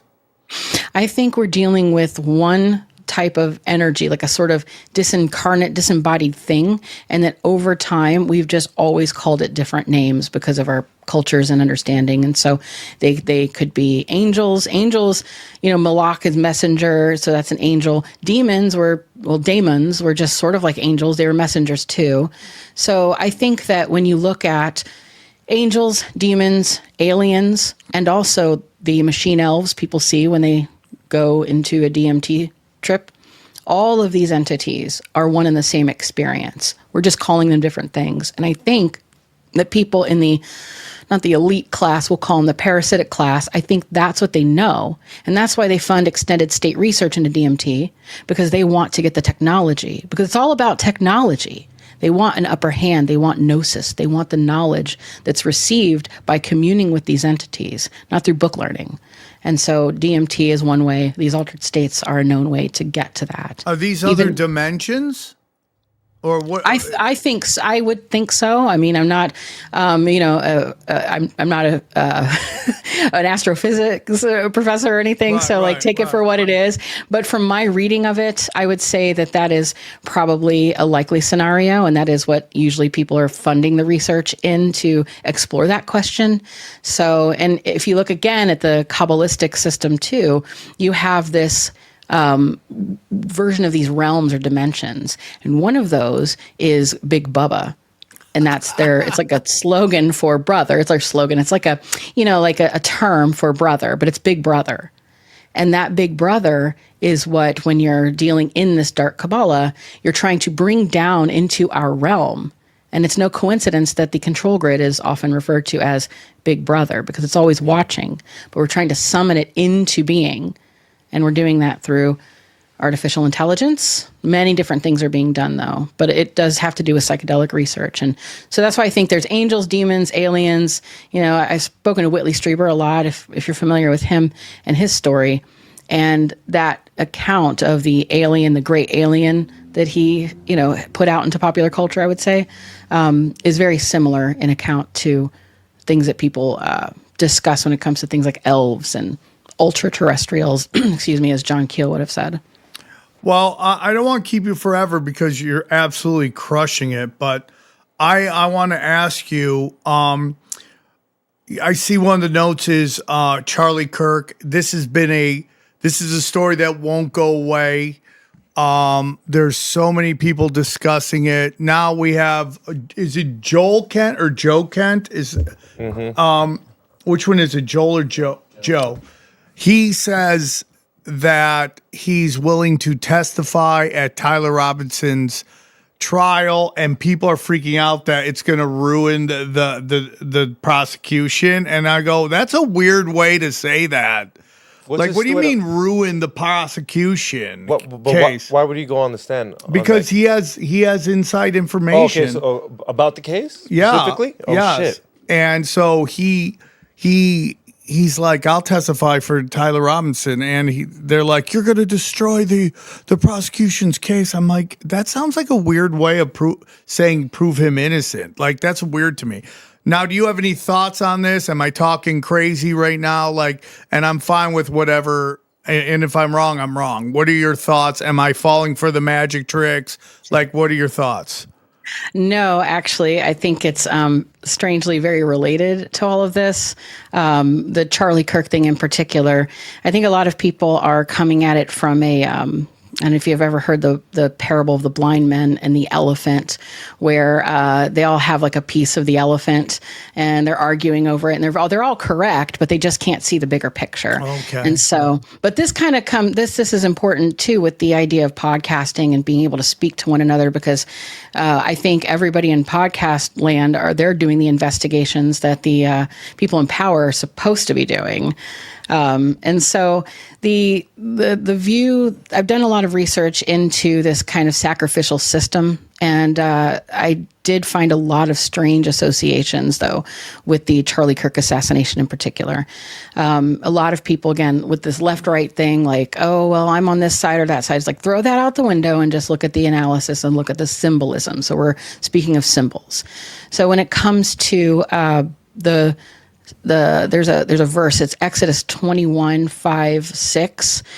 It talks about a Hebrew servant who serves his term but chooses to remain with his master, and he undergoes a specific ritual. And so it's this deification, or this like heroic view of a servant who goes through a lot and then decides, you know what, I'm going to serve you, which is, kind of odd because we think we want freedom, but nope, this is instilling in us that we want to be slaves.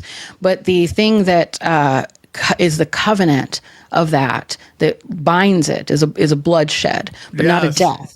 It's the piercing of the right ear. Bang! There we go. I knew where that was going. Yes. Yeah. Yes. Yeah. So piercing of the right ear is a blood covenant that marks the servant who has voluntarily found himself in service out of loyalty first.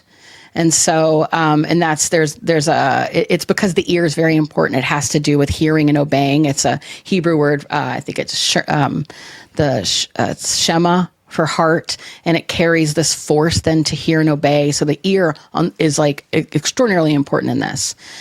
So you have, this is supposed to be one of the messiahs. So there's, in this kind of worldview, you have a couple messiahs. And this is the Messiah ben Yosef.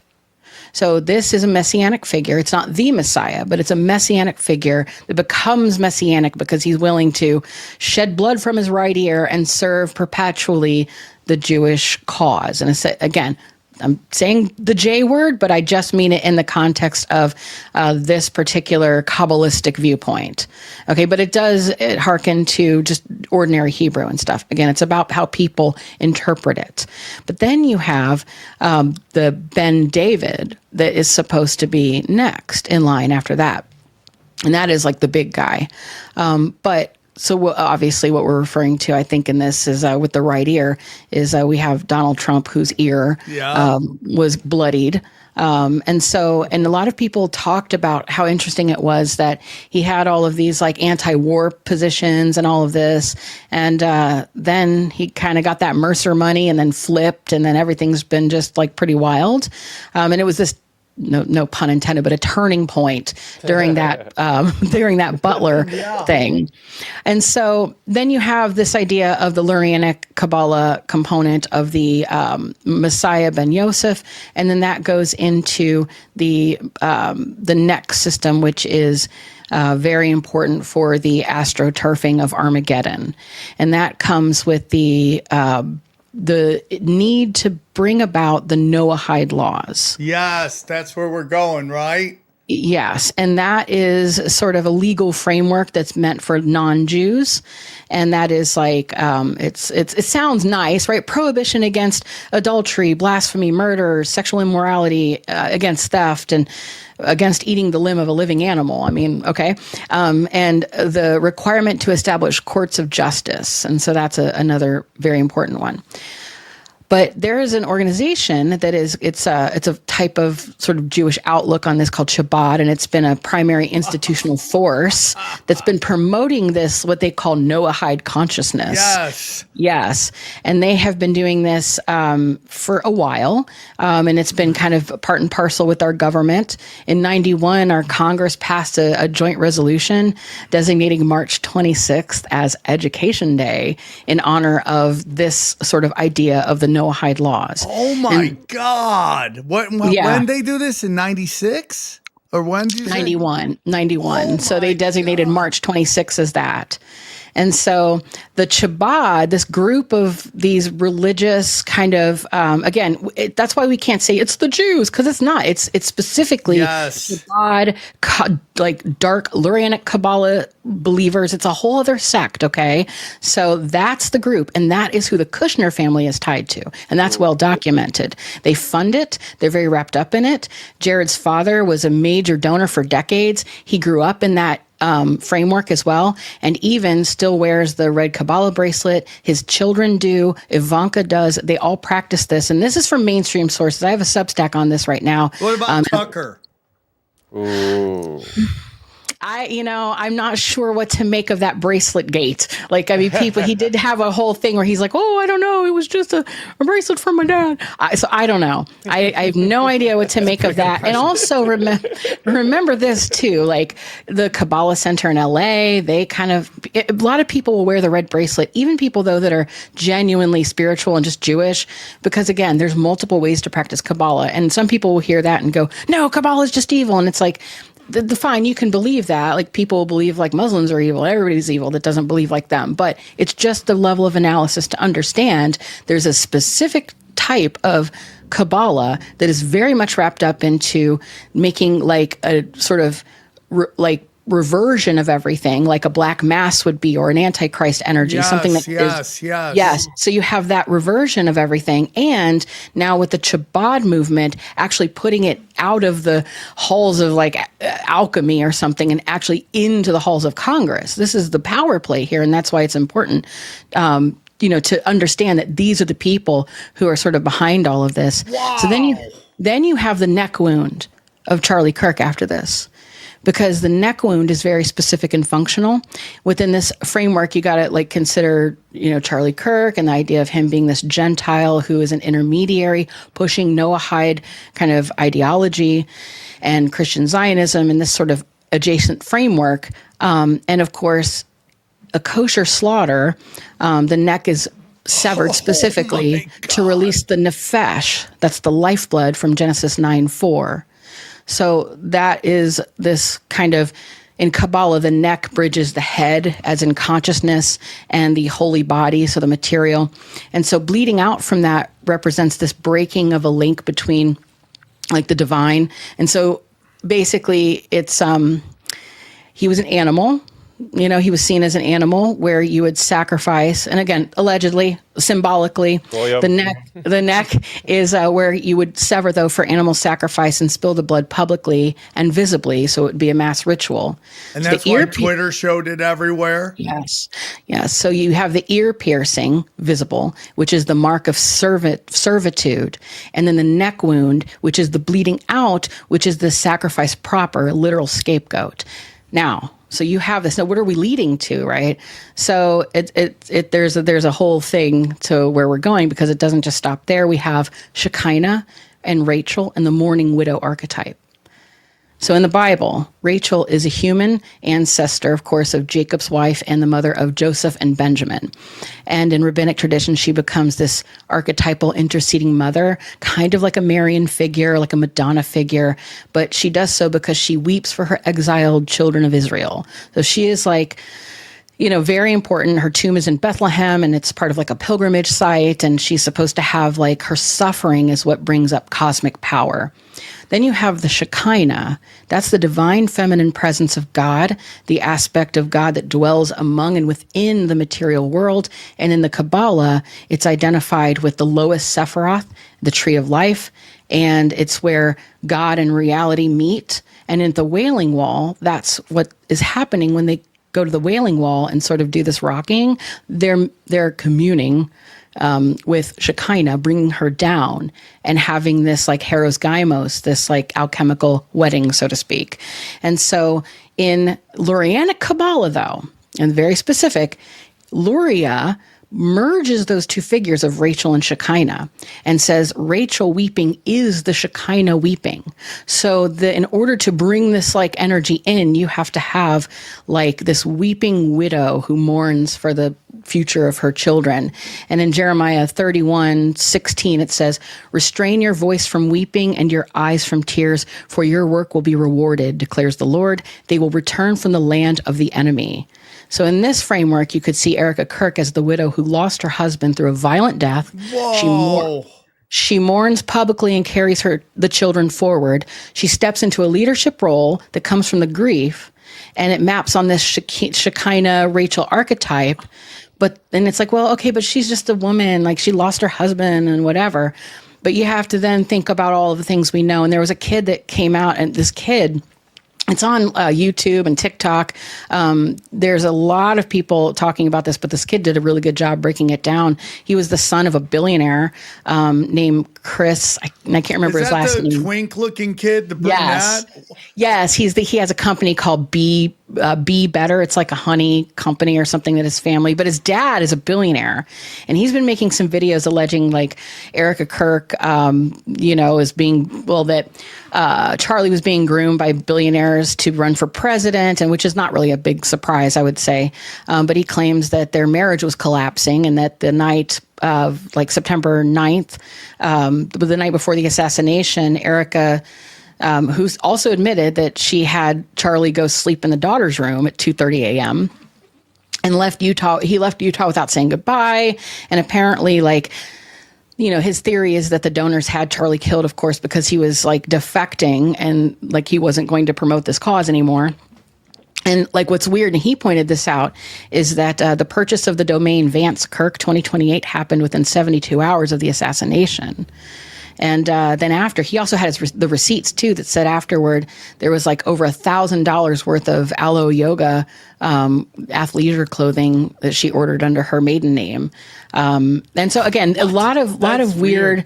kind of like we all kind of get a vibe that she's just like differently mourning, right? But in both readings, though, this Kirk death is like a pivot point with Erica's emergence into like the public fitting this pattern of like a sacrificial logic and the larger project of the sacrifice, like scapegoat, essentially. And another thing about their personal life, which is I just thought interesting to note, she was supposedly brought up Catholic, right?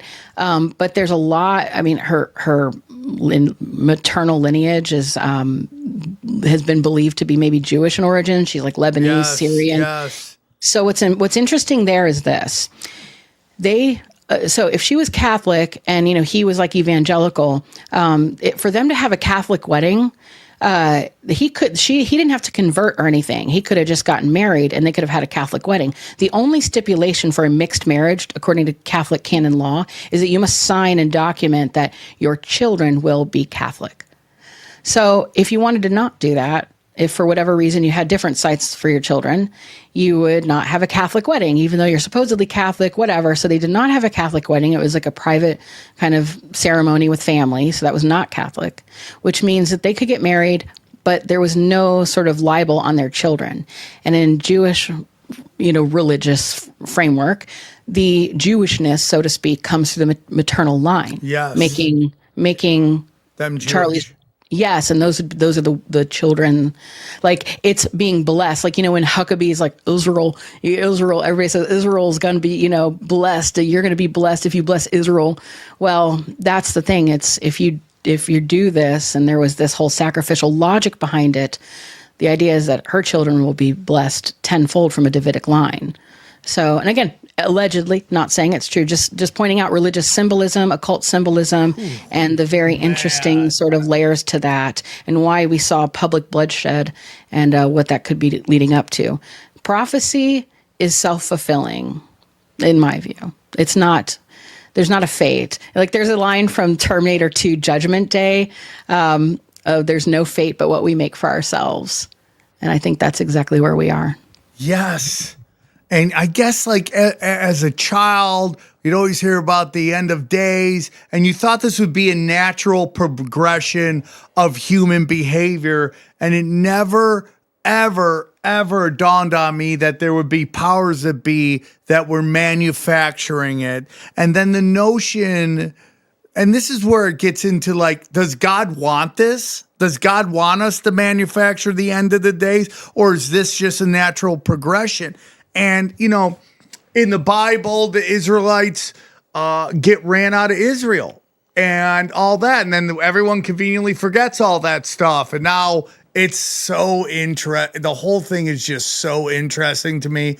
But that stuff you said about Charlie Kirk is just mind-blowing. And it's crazy because when you learn something and the pieces just automatically fit, it's like, wow. He was sacrificed, man. That is, and when you understand what the word goy means, and like, I was joking that it's a slur, but after the Charlie Kirk thing, I'm like, that's a fucking slur, dude. And maybe they don't all use it like that. Right. But these Chabad guys, they use it like that. Am I wrong? Am I overreacting to that? You obviously don't think he was. Oh, go ahead. Let her answer that real quick. I didn't know it was a question. Do you think that's kind of can be seen as a slur in a weird way? Well, absolutely. I mean, especially because this idea, if you link it all the way to the Sumerian demons and the worldview that they started with, was there was a telling their class of individuals that they couldn't breed with the semi-settled hunter-gatherers they encountered and then subjugated because they were animals. So what they brought to the region was the knowledge of agriculture, which included animal husbandry, which involves what is breeding. Animal husbandry? Animal husbandry. It's like an anthropological term. It just means being like a farmer that's able to, instead of hunting and gathering, instead of hunting the animal, so like the bull. This is why this bull thing is so important, because the bull represented like power. So if you go back to what it would mean to be on your own as a human and hunt, you're typically not hunting bulls. You're getting whatever you can grab, like whatever. So if you're North America, squirrels, birds, eggs, fish, whatever. But when you're able to communicate, which, that's an important part of this, whether it be through hums, sounds, whistles, also eye movement. That's why we have a larger white of our eye that is visible so that we can have like the mom look, like looking at somebody or something. It's so from distances we can communicate. So our ability to communicate, particularly in with males, being able to hunt this way, gave them an advantage that they could go and hunt something so vicious like a bull and actually take it down. Then what you have though is a surplus of meat. And so in order for it to not go bad, you would bring it back to people that are with your tribe or your group, and you could share that. And that begins feasting. And it begins this idea of sacrifice too, because the blood, you don't eat the blood. It's like field dressing. You're going to get rid of that part. The blood goes back to the earth. And so that God, so to speak, gets the blood, the life force, and that stays there. You bring back the flesh and feast and share it. And that gives you credibility, hierarchy, and all sorts of things to build like a society with.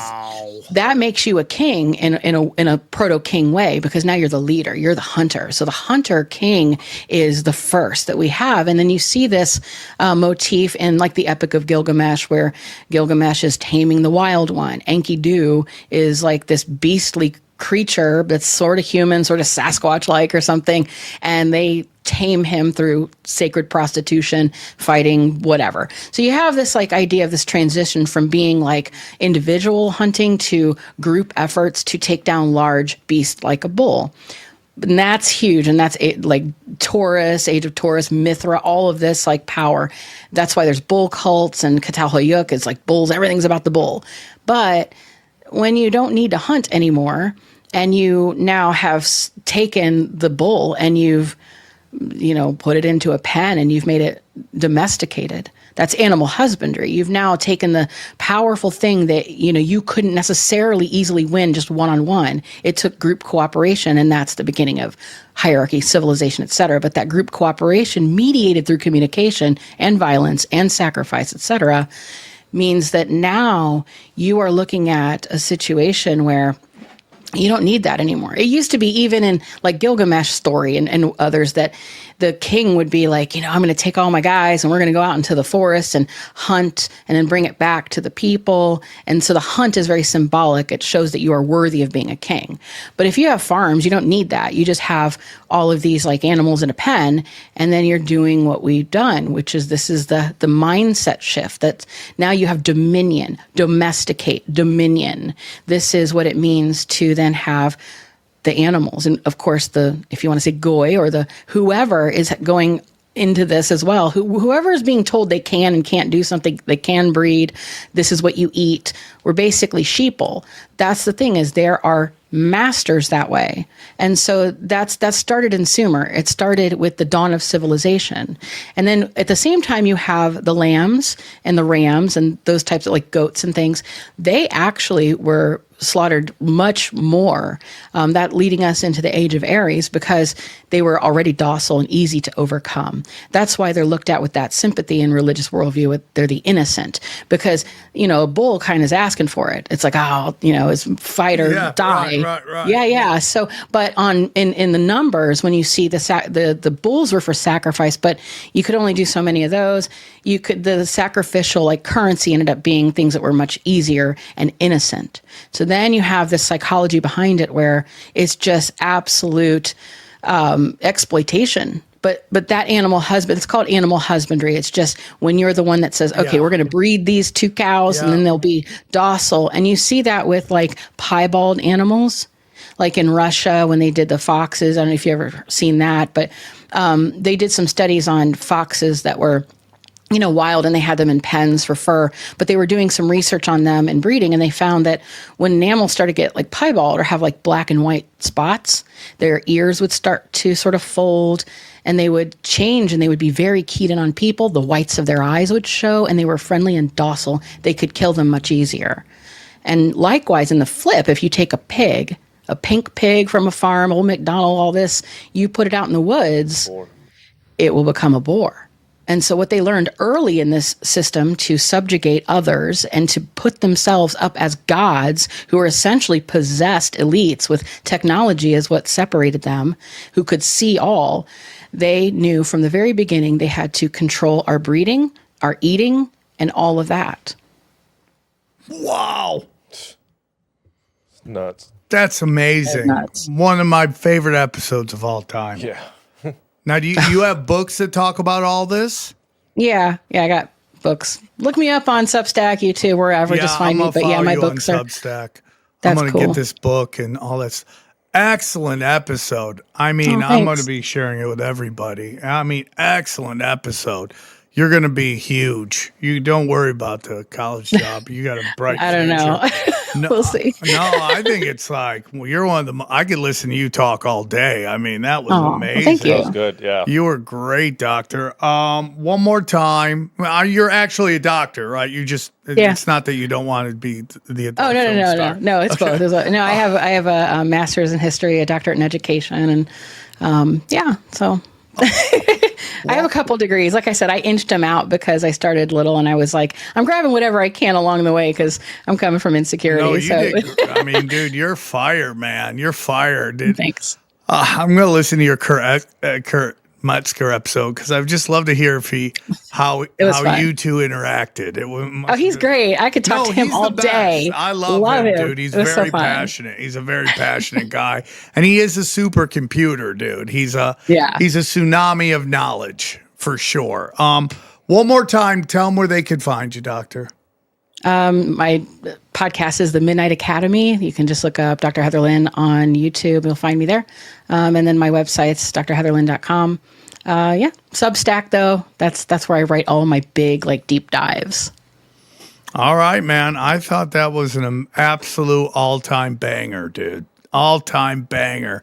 I'm going to get all your books. I'm excited to read this. I'm going to read the Steve Bannon one and then just go through all your books because this is my favorite stuff. So thankful that you came on. Sad it took this long to get you on, but very excited. Anytime. I'm excited to see the reaction to it. We have something called the Mount Crushmore. I think you might make a run for it, dude. The next that we had the Mount Crushmore, the first 500. We have a second 500 coming, so I think you might be in the running. Congratulations, and thank you. Very excited to have talked to you. It's like you opened my mind to everything, and I appreciate it. So thanks one more time. Thanks for coming on. We appreciate it. Thank you so much for having me. I really appreciate it. Until next time, guys, let's break down the episode. All right, what'd you guys think of Dr. Heather Lynn? Mount Crushmore. Mount Crushmore. Johnny, thoughts? I'm already putting her up. I put her up there. I made the choice right now. She's going up there. Johnny just decided to call it right there. It's happening. I mean, dude, that I didn't talk a lot in that show. Is she the first lady on Mount? Is it? Yeah. Yeah. Whoa. Yeah. Yeah. We have no females on Mount Crushmore. But hold on. She's not on there yet. It has to be No, I voted put her on. on there. Johnny's he's throwing his Hold on, you can't just do that. She's on my Mount Crushmore. Okay, that's fine, but you're saying you'd like to see her on that Mount Crushmore. Yeah, I'm saying she's The on people mine. will decide. Yeah, the people will decide, and then I count the votes. So. Okay. We do need a lady up there, guys. We do need a lady up What are there. we, progressive? We have to have be inclusive on Mount Crushmore? Yeah. But she's earned it. I mean, when was the last time you heard something that answered all the questions? I was just watching her half the time she talked. You were like when she was talking about Trump getting shot in the ear. Oh, that was crazy, dude. The guy with dude, slaughtered him. It fit. It all fit. It all fit. And then Erica Kirk being the widow that takes over power. Damn, dude. Mind blowing. Easily one of the greatest episodes. That was great. We've done 9. This will be, I think, 971. This is crazy, isn't it? Isn't that crazy? Out of 971 episodes, this might be one of the best we've ever done. So many episodes. So many. I mean, it's just crazy. If you go to samtripoli.com, check out my dates. Tonight, I'm in Batavia, Raleigh, Atlanta with Brad Binkley and Howie Dewey, Hamilton, Canada, Toronto, Canada, okay, Dallas, Fort Worth, Huntington Beach. I'm shooting my special May 22nd in Austin. Grab your tickets now. I don't know if it's 1 or 2 shows. You usually record 2 shows, so hopefully it'll be 2 shows. Then you go to next will be Albuquerque. Then we have the 1000th episode of Tinfoil Hat. Then in between there, before Lawrence, Kansas, I am going to be doing the Joke World Comedy Festival. So we're doing it, dude. And then that'll be, I believe, August 13th and 14th. Lawrence, Kansas, Tulsa, Oklahoma, and then go back. Then Austin. More dates to come. I'm closing out my year at the mothership. All the dude, Doom Scroll has to get up. All the audio, all the videos are there. All my premium content is there. I'm very excited about it. Sorry I haven't put some up lately. I've been really running crazy, but 3 episodes a week whenever I'm available. Go down. Oh, we got the best conspiracy content. We got Kurt Metzger's show. We got Austin Picard and Brad Binkley's show. Then I do deep dives. Johnny, talk about Cash Daddies. Yeah, it's been the markets have been all over the place, but how we do is solid. Still banging. Still banging. Right Well, I there. make money when everyone else is running around with their hair on fire. Cash Daddy's Patreon. Trust us on this. It's where the bangers bang. Obviously, if you're making investments, you could lose, but I'm telling you, there's money there. Go back, go down. Chaos Twins. I got to work on that this week. T-shirts. Well, you guys, you're so busy, dude. I couldn't do insane. it. I couldn't do it. You have so much shit going I'm on. losing my mind, dude. Two All my left heroes- on these. 2 left on these Shadow Bandits. 2 left, Go get them. and then they're gone. Only 3 left to Disobey. No, it's a classic. Yep, grab them now, all of them, dude. Wait, are those like limited, or is that stock is just? That stock. That's the shirts he has left. Okay. And then I had to beg him to bring back Once Upon a Time on This Flat Earth. Oh, this is a new. Oh, this is back in stock. Let's see Wait, if where's the Once Upon a Time? Where is it? It's not up, but we're working on it. We're working on it. I told he's bringing it back. I'm It's everyone's selling him. favorite. It's got everybody on it. Well, it's got everybody on it. It's just such a great drawing. So go to Sam Tripoli. We have all sorts of shirts there. Buy gold and silver, guys. It's very important. Go to Wolfpack Gold or Wise Wolf Gold and Silver. SamTripoli.gold. Mineral King. We love them. Oh, I got to fix that. I got to fix that link. Sorry, I got to fix that link. People have been complaining the link isn't working. Alkyr Hydrogen Brown Gas. Harley Ray when you need candles, crystal, sage. My Chemical Free Body. Took it today. Love it. Can't stop doing it. Joel Staley if you want to get sick shape. EMF Rocks. Prometheus. That's for dirty electricity, by the way. Prometheus if you want a decentralized website. On or off? On. This week I'm on, baby. Let's do it. Okay. Brain Supreme. Get it going, dude. Anything else? Check out my podcast, XG Marks the Spot. I did a deep dive on that Afro Man case. And Johnny? New BS is out. Go check it out. We've been killing it on there. Huh? Yeah, we've been killing each other and it. Yeah. Yeah, I had a bad attitude this week. I'm It's sorry. okay. I'm over. I'm just burnt out. It was late. It was very late. Well, it's funny. You're very tired, but you're also so busy that you can only do it late. And the combination of tired and late is difficult. Yes. That's rough. Johnny was rocking by himself. When you left, Johnny was Dude, Well, banging for like you a just couple- bailed on me, and I had this funny video. Did you see that video of Piers? And I watched it with you. Oh, I the guy? Yeah. The guy who's like, that is guy. this your wife? He's like, I am out of Tiki here. Taki? Yeah, dude. It was so. He was Johnny, what did I say in so the episode funny, bro. coming up?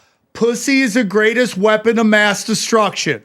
Yeah, he pulled up on his own cameras that photo of his wife like looking for a pool boy to and get this pussy on. Yeah. And Pierce was not. All having Pierce it, had to say is like, dude, we got an open relationship. She can go do whatever the f- she wants. I want to keep all my money. I don't want to give up half of it. Was it live? If you had a wife, you'd know that, retard. I don't know. I don't know if it was Tiki Taki's Oh, recording. he might have recorded it himself. I don't know if it was his recording or that was live. It was one Yeah, of those because two. there's no way Pierce Morgan would have released it. I don't think Yeah. so. Yeah, I assume it was his recording. Yeah. Yeah. 'Cause when I was watching it, I was trying to watch it on Piers Morgan's like live feed. Have but you he- guys watched the documentary that he's been interviewed about? Louis Theroux, who I respect, he's a documentary guy. He did a documentary about the manosphere, Yeah. but like the fringes of it, the kind of assholes of the manosphere. Yeah. He did it super bad though. He had Myron Well, Gaines Everyone's on. shitting Yes, on yeah. it. Yeah, he said he had Myron Gaines on, and he was like, "Dude, he asked my girlfriend great questions. She asked her what she thought about me as a relationship, and he only put the parts where he wanted." Which Of is- course. yeah. And just- this is just- all yeah. why Sabrina Carpenter's like, men are dumb, men are stupid, chant it with me. And you're like, get the f- out of here, dude. Well, I It's- love how they're getting that. What's that girl's chaperone or whatever? Yeah. Like she's getting wreck, dude. I mean, dude, talk about a mid bitch, huh? I mean, yeah, like not I mean, even that hot, no, dude. totally. Butter her whole body. I mean, She looks like she loves to go to the Rocky Horror Picture Show. Yes. Find me an attractive She person looks at like- that show. Yeah, she looks like a drag queen. All right, great show. Loved it. Hope you guys enjoyed it too. Answered a lot of questions. The Temple Mount, all that stuff. I mean, I'm No, sorry. it's fascinating. One of the greatest shows we've ever done. I can't believe it took us so long to get her on.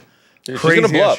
She's gonna blow up. Yeah. All right, guys. Enjoy the highlights. Here's a clip from the latest Broken Sim. Oh, Johnny, real quick before you do this. What you got? Is this AI or not? Okay. Is this AI or not AI? You bringing it up? Yep, here we go. That's fake. 100%. Oh. Look at her boobs, dude. They don't move naturally. Look at that. It's fake. 100% fake. And I just those can't Red believe Bull it. cans are too big. They're too thick. What? Let's You see if didn't she- think that was real, did you? No, I just liked her fake tits. She just hit her Okay, foot. you're trolling me. No, I'm not trolling you. I just was hoping. What, in you think she humanity. just hit like magic Red Bull cans that they can't be kicked over? She hit the box, Johnny. She's carrying big tits. It's hard to fucking kick with big tits. That is true. Johnny, look at this real quick. I don't even know why this happened. Look how many fucking Look that views. you're out there analyzing This. the Netanyahu videos when you can't tell. Look at that that's this. fake. Look how many views this got. I mean, That's dude. so interesting. You just picked a blew good up. topic to talk about, I think, because that's what everybody's like getting pushed. Like I notice everything when I talk about that shit, it goes bananas. People, it's just getting pulled. Like I think they want us talking about that, and I don't know why. Really, are they just trying to make us? I mean, we're about to play into it some more because here's Lindsey Graham just being a total idiot. Twat, He's this such a queen. scumbag, dude. He's such a scumbag. Listen to what he said. I guess Sunday on the Sunday talk shows. Listen to this idiot today. Program went has been towards obliterated Dear and Garcia. they're running out of money. So here's what I tell President Trump. Here. Iran's being obliterated and they're running out of money. Is what he said. Dude, mute yourself. Yeah, I'm going to. Program went has been towards obliterated Dear and they're Garcia. running out of money. So here's what I tell President Trump. Keep it up for a few more weeks. Take Carg Island, where all of the resources they have to produce oil. Control that island. Let this regime die on a vine. Is this going to, though, take Carg Island? Is it going to involve U.S. troops on the ground? Let me just read you I don't something know from the yet. Atlantic. Does an assessment on that. I They don't say know U.S. yet. troops may well I don't know take if we're Carg gonna Island. send We believe mittens. in their ability to do so, but only to endure ballistic missile strikes, drone attacks, petrochemical smoke, all without a reliable means of obtaining logistical support. The result could be a grinding war of attrition. They talk Yeah, about how far away they would be from resupply. I'm sort of tired of all this armchair quarterbacking. This has been an amazing military operation. God bless the fallen. But it's a difference when we talk about listen, troops on the ground. I trust the Marines, not that guy. I trust DOD. We got 2 Marine expeditionary units sailing to this island. We did Iwo Jima. We can do this. The Marines, my money is always on the Marines. I don't know if you take the island or you blockade Who the is island. But I this know guy this. beating in The an day we election? control that island, this regime, this terrorist regime, has been weakened. It will die on a vine. And here's what Every I want to do. I wanna get accusation with is a Chris. confession. I want to sprint the They peace. know As we're the running war out of winds weapons, down, dude. I want peace to ramp up. The You're a reason we piece don't of have shit. Saudi Arabia and Israel making peace is October the 7th, 2023. Ah, Iran you're a through loser. Hamas attacked Man, Israel, just hitting stopping all the normalization. boxes. Checking I all want the to boxes. take up and complete what Biden started. As soon as we get Iran defanged so they can never do another October 7th, I want to start up peace talks between Saudi and Israel this year. I want a peace deal between Saudi and Israel, normalizing, ending the Arab-Israeli conflict. It's been going on for 2,000 years this year. And you can't do it with a Hiroshima, lethal Iran. dude. It's just absolutely fucking retarded, dude. Iwo Jima. He invokes Iwo Jima. 26,000 Americans died taking Iwo Jima. Hiroshima, dude. No. Oh, he's such Send that queen first. ready. You were asking, Send okay, that- so who did he run against last? Let me see. Okay. Who's he running against? Well, it's funny. Like I said, I was down there and they just love him down there because face to face, he's really folksy and he can kind He's of really shitty. talk like them, how Hey, people man, I'm on to you. Yeah, I'm closeted gay and I like men's. It's okay, though. All right, let me see who his competition was in his last Senate election. I think he ran against at one point. Did Mark Sanford run for Senate one time? Okay, so Jamie Harrison was the person. Let's see who that was. I haven't been back in South Carolina in a long time. Oh yeah, he ran against this guy. Of course, he won. He ran against this fella. This guy. Oh, so you have a choice between closet gay white guy or closet gay black guy. Yeah. What is in the water of South Carolina? Dude, the guy's wearing a scarf. So It's funny. ridiculous. I'm offended. So funny. Johnny, can we go to super chats? Yeah, I just got a couple more things. So this is the most worrying thing of all, possibly. Did you see the story about Palantir over the weekend about how Palantir AI plus Claude AI, and this is in a couple of stories, was used to detect, prioritize, and strike more than 1,000 targets in the first 24 hours of the operation against Iran. It was so successful that the Pentagon didn't even wait.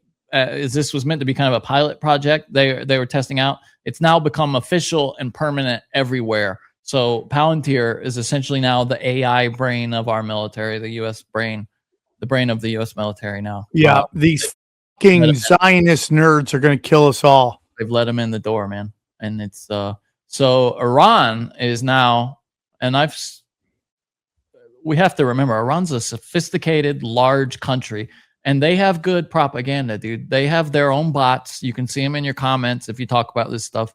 That are trying just as hard as Israel is to brainwash us. They just happen to have the virtue of being on the right side in many ways here. So did you see this? This, to me, this is like, okay, how smart is President Trump? We should tailor our propaganda to something that might keep his attention. This was Iranian propaganda. This was shared by Russia Today, RT.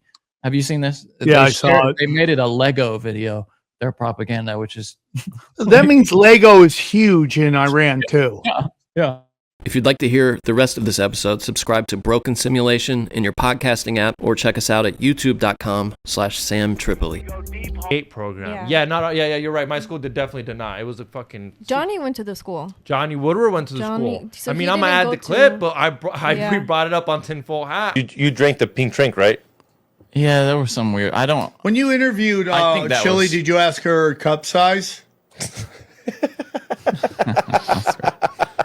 She's gonna love that question. Guys, go to Tinfoil Hat too on you. Crazy is that you're not supposed to remember things. Like a lot of kids don't remember anything. And when you hear Johnny talk, he doesn't remember. He's like, I think so. I don't know. Do you know what I mean? Dude, so I'm like, you do have memory spasms. So I don't know. And Chili sent me a couple fucking videos on the Gate program, a couple deep dives on a couple conspiracies channels and theories. And one of them blew my mind because, I mean, for everybody who doesn't know, it's said or claimed that everybody in the Gate program, not everybody, but a high percentage of them dream about this mall. Mall world. Have you ever been there? The mall that's attached to like a hospital and a school and a parking garage. There's also the airport attached to the mall. And then back behind the mall, you have the amusement park, water parks, and like the literal ocean cliffs. You can see it through the windows. You can see the ocean through the windows of the mall and the hospital. And sometimes you can see this in the background. Then there's the big theater attached to the mall, school. Everyone you've ever met is here in the theater. You have like an underground market, which is different than the mall. It's more like a flea market. There's infinite toilets. Anytime you have to use the restroom, it's like they're broken and they're all connected together. Next to the parking garage is like a really dangerous playground. And then you come to like the fairgrounds, the outdoor markets. There's like cabins. Do you dream like that? No, I don't have the mall dream. At all? No, that's what I was wondering if Johnny did. Yeah. Because Johnny went further. So I was like, I wonder if Johnny, but Johnny said no. But maybe he doesn't remember. I have vivid and lucid dreams and I can wake up in my dreams and control them. But I can't. That's pretty badass. That's scary. Again, another fucking Johnny Woodward, Sam Tripoli thing. Johnny claims that he's woken up his girlfriend like mid-sleep where he's like, bitch, wake up. And she's like, what's up, Johnny? And I'm like, yo, that's pretty fucking bad. One crazy thing. So I was in bed the other night and Danielle was asleep. These our stories? Yeah, I just want to tell you, this is like, takes 3 seconds. Because this is so crazy. Like I was like, I'm going to see if telepathically I can wake her up with my mind. Okay. And I looked at her and thought, wake up. And then I was like, it didn't work. And then like 10 seconds pass. I'm like, no way, I gotta like get emotional and like express myself. So then in my head, I like felt it like an actor, you know, and I was thinking of something horrible happening, and I was like, wake up. And dude, she starts like shaking like this while she's asleep. Aaron, open your mind. Drink from the fountain of knowledge. There's lizard people everywhere. That's some interdimensional shit. Wake up, Aaron. This is only the beginning. Dude, you just blew my mind. Tinfoil Hat.